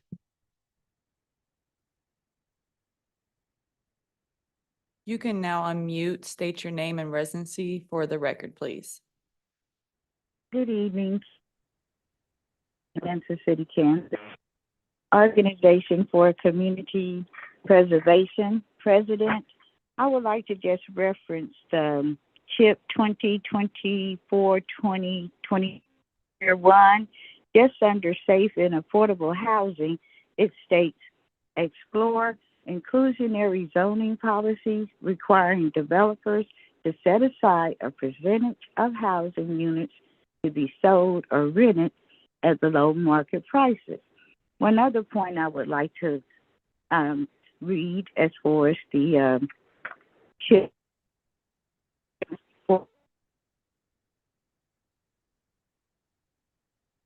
identify and develop land bank opportunities. I would like to also speak on, and it piggybacks and goes hand in hand with the equitable scorecard. It would be a neighborhood benefits agreement. It would be a legally binding contract between neighborhood, community, and a developer. It would outline particular commitments the developer will make to the neighborhood in exchange for the community's support for the project. NBA are designed to ensure that development projects provide tangible benefits to local residents, especially we who are often excluded, negatively impacted by such projects. These benefits should include income-based housing, local hiring, environmental protections, and other particular community needs. In essence, NBAs are a way for communities to have a say in how development projects are shaped and to ensure that these projects contribute positively to the well-being of the neighborhood communities. And again, I'm going to reiterate that neighborhood organizations, with all due respect, commissioners, should be at the front of the table when the initial conversations begin and not at the back end. I thank you for your time this evening, and my comments are made with all due respect. Thank you. Thank you. Okay. Ma'am, can we have your name for the record, please? It was static when you first started. Candy Leonard Caldwell, Kansas City, Kansas, Organization for Community Preservation, President. Thank you very much. Awesome. Okay. I'm gonna go ahead and close public comment. So this is a lot of information, which I do appreciate you, Ms. Jefferson and Ms. Easterwood and others coming in and providing support. There were a lot of questions, and one of them I did want to address, and there was this sense of urgency. One of the difficult parts about being in this particular position in government is that when we start something, our view is from when we started it and then trying to get it completed. We've been at this I personally have been at this for over 2 years, right? We actually had conversations with Groundworks and Robert Hughes and others where you all wanted to do some of the things that were expressed in this policy. And we had said, pretty much no, because there wasn't displayed community support for what you all were asking. And that ask was to take over the land bank, which would not be in line with state law. And so the urgency that you all are feeling isn't necessarily a disregard for your time and effort. It really is about the amount of work that has been done up until this point. On the website, you can see the community engagement, you can see the subcommittee meetings, you can see the prior standing committee meetings that we have done when we did have residents come in and provide input on this particular policy. Now, if we waited until every single person in Wyandotte County approved what we voted on, nothing would ever get done, right? And I do not say that to disregard your efforts or your opinions or ideas. What I am saying is that this policy is not perfect. The things that we vote on full commission meetings are not perfect. But I would love for us to extract the good and not make perfect the enemy of good, right? We are trying, we do have limited resources, and we're trying to figure out what that best a way is. For those of you that are rather newer to this process and you didn't start engaging with us last year, or you may be engaged and then you stopped, I would encourage you to go back and look at some of those conversations, because we did talk about redlining. We did have a conversation on the brownfield programs. We did talk about many of these things that are very, very important. And we had to make some very difficult decisions regarding whether or not the land bank policy was the most appropriate way and vehicle to address those issues. Some of the issues regarding, so somebody's running a business at a residential area, that's not a land bank problem, right? That is a problem, it's just not a land bank problem, right? We have a zoning enforcement department, we have business licensing, we have other folks that would code enforcement. That is their problem. So We want to address those issues, but we can't bundle all of those issues and try to solve them here with this particular land bank policy. And so I wanted to just state that. The other thing I'll say is on the neighborhood notification, we did have a conversation. We are going to mandate it. We are going to put that in there. That is going to be up for a vote if this body decides to recommend to full committee.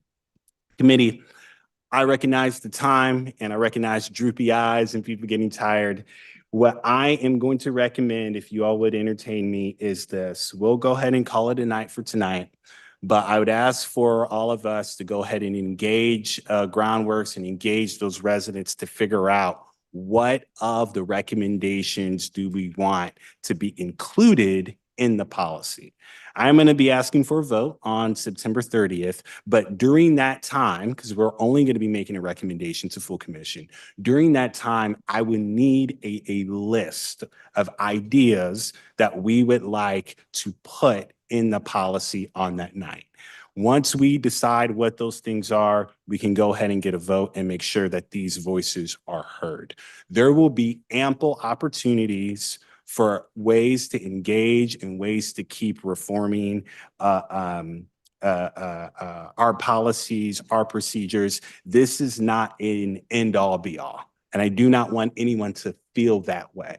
However, we do need to arrive somewhere. And as a chair, it's my responsibility to make sure that we have done so to honor you all's time and to honor all of the time that was put in to get to this point. With that being said, are there any comments? Yes, Commissioner Biden.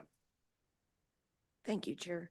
I do have some comments. We revised land bank policy in 2019. I remember, Ms. Elnora, you and I talked a lot in 2019 about that revision.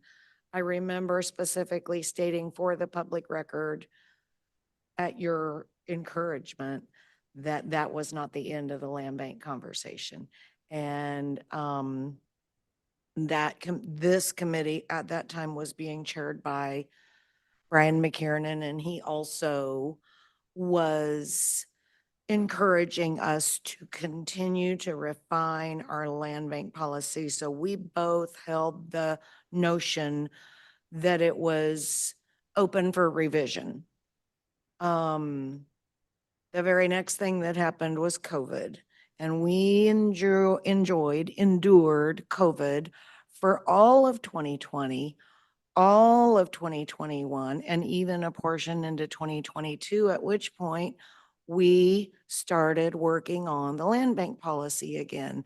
And, you know, it's remarkable that that actually occurred 5 years ago. But just to put that in context, when COVID hit this community, it's not, I mean, I think we all can understand that things like this stopped because the priority obviously was to deal with the pandemic. So here we are again. We've been 2 years now working on land bank policy. So I think we're taking it pretty seriously. I have questions based on what you've brought us. So Chair, I'm curious, starting with, can anyone give me the historical context of how so much of District 1 and 4 ended up with RP5 zoning, and B, a map that shows me where that zoning is. So I have questions. I'm going to want to understand things a little bit better. I have questions for you and the team of folks that brought together your ideas. And I'm going to want to know, shall I bundle that up and give it to you? And then we can try to step through the things that I need a little more information on? Yeah. If you all want to actually send those questions to Judd and Wendy, I don't want to have a serial meeting or anything like that. Excellent. But send them to staff, because again, what we want to do is we want to be able to answer questions. We want to be able to engage our residents. And again, I mean, we're not going to just adopt, right, this slideshow and everything.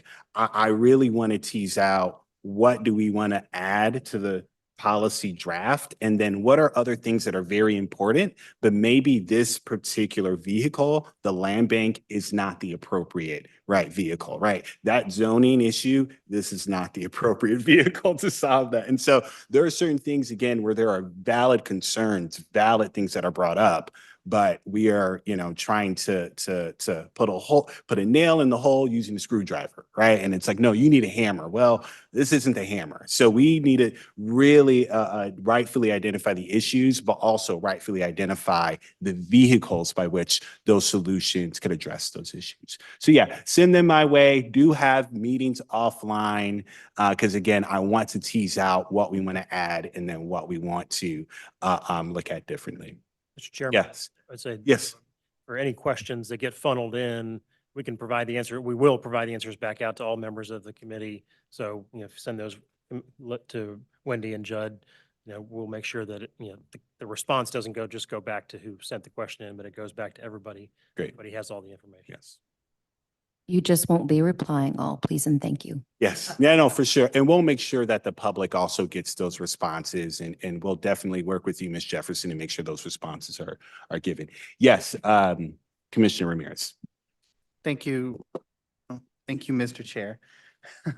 And thank you, Honor, for your presentation. And kind of to hit on kind of what Commissioner Davis was talking about, every policy we write is a living document. What we vote on is not set in stone. We can change it anytime.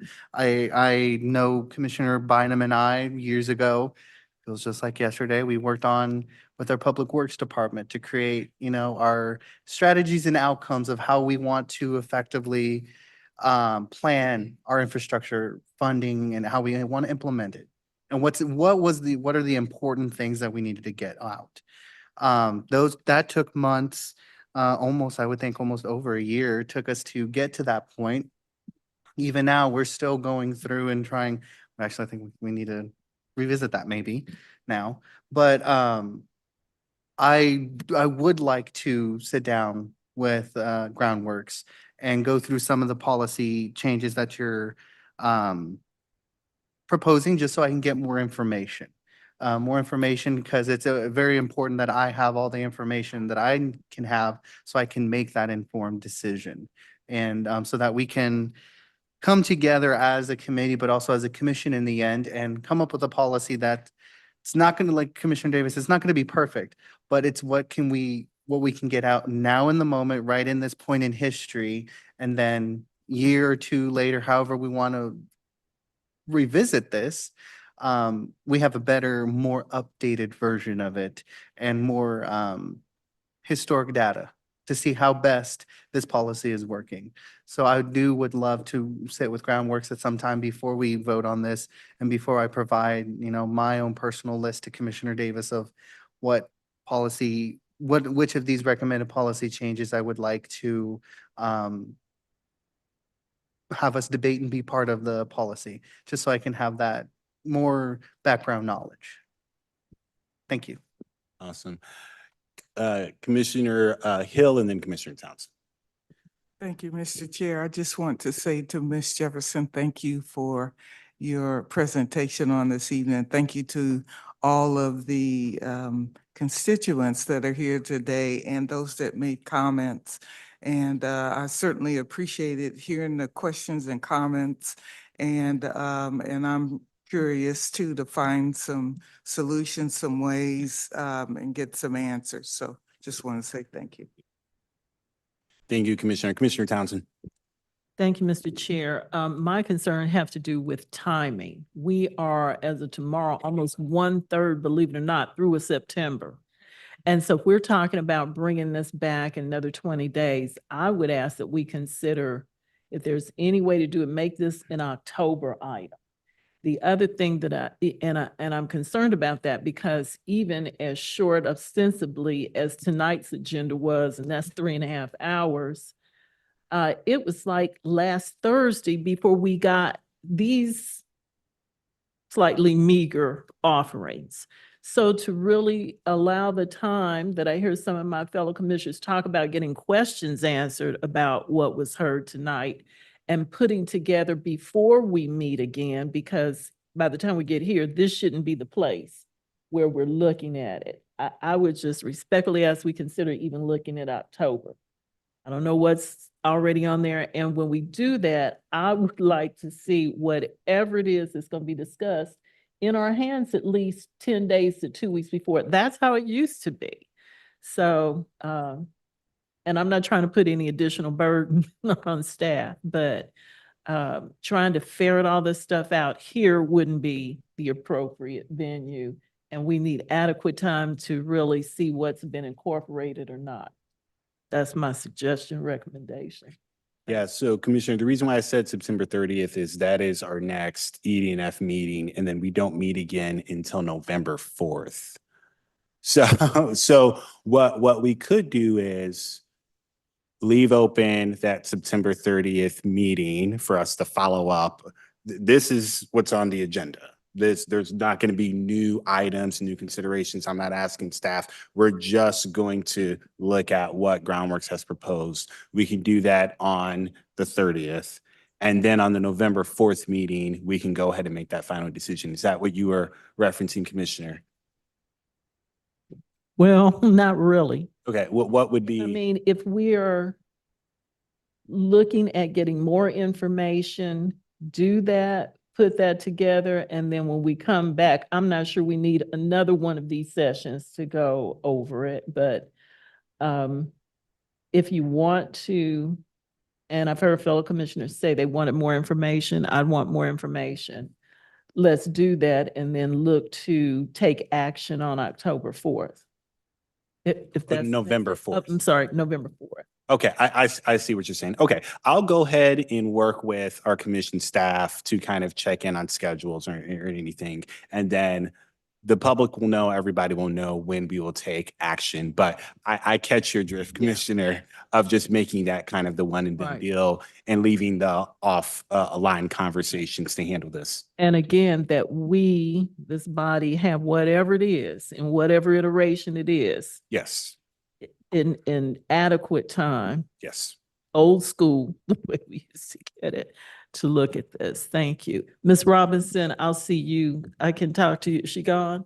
All right, I'll get her. That was a zoning issue that is still being worked. So thank you. Okay, awesome. Thank you. Yes, no, duly noted. Okay, yes, AC Howe. Wanted to add to, I think as we're going through this process, some of these have financial implications, whether that's sort of the notification process or managing through, tracking MBE requirements or, the community benefits agreement. So there are some of these that I think need to take into account what the potential fiscal impact would be and what that, or do we have the capacity currently? And are we financially able to get the capacity going into 25, as you all are keenly aware in terms of revenue neutral? So I just want to also put that out there as another component to this analysis.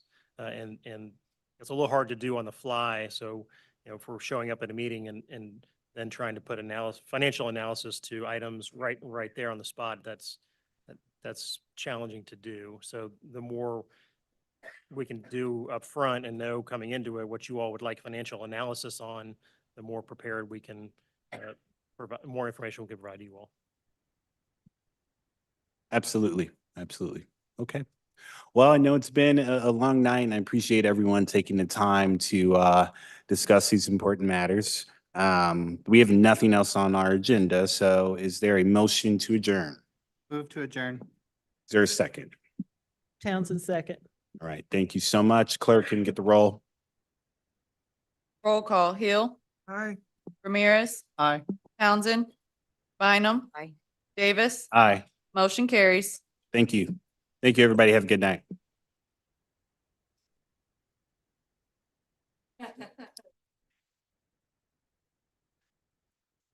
Yeah, that's all. Yeah. I don't know. Otherwise.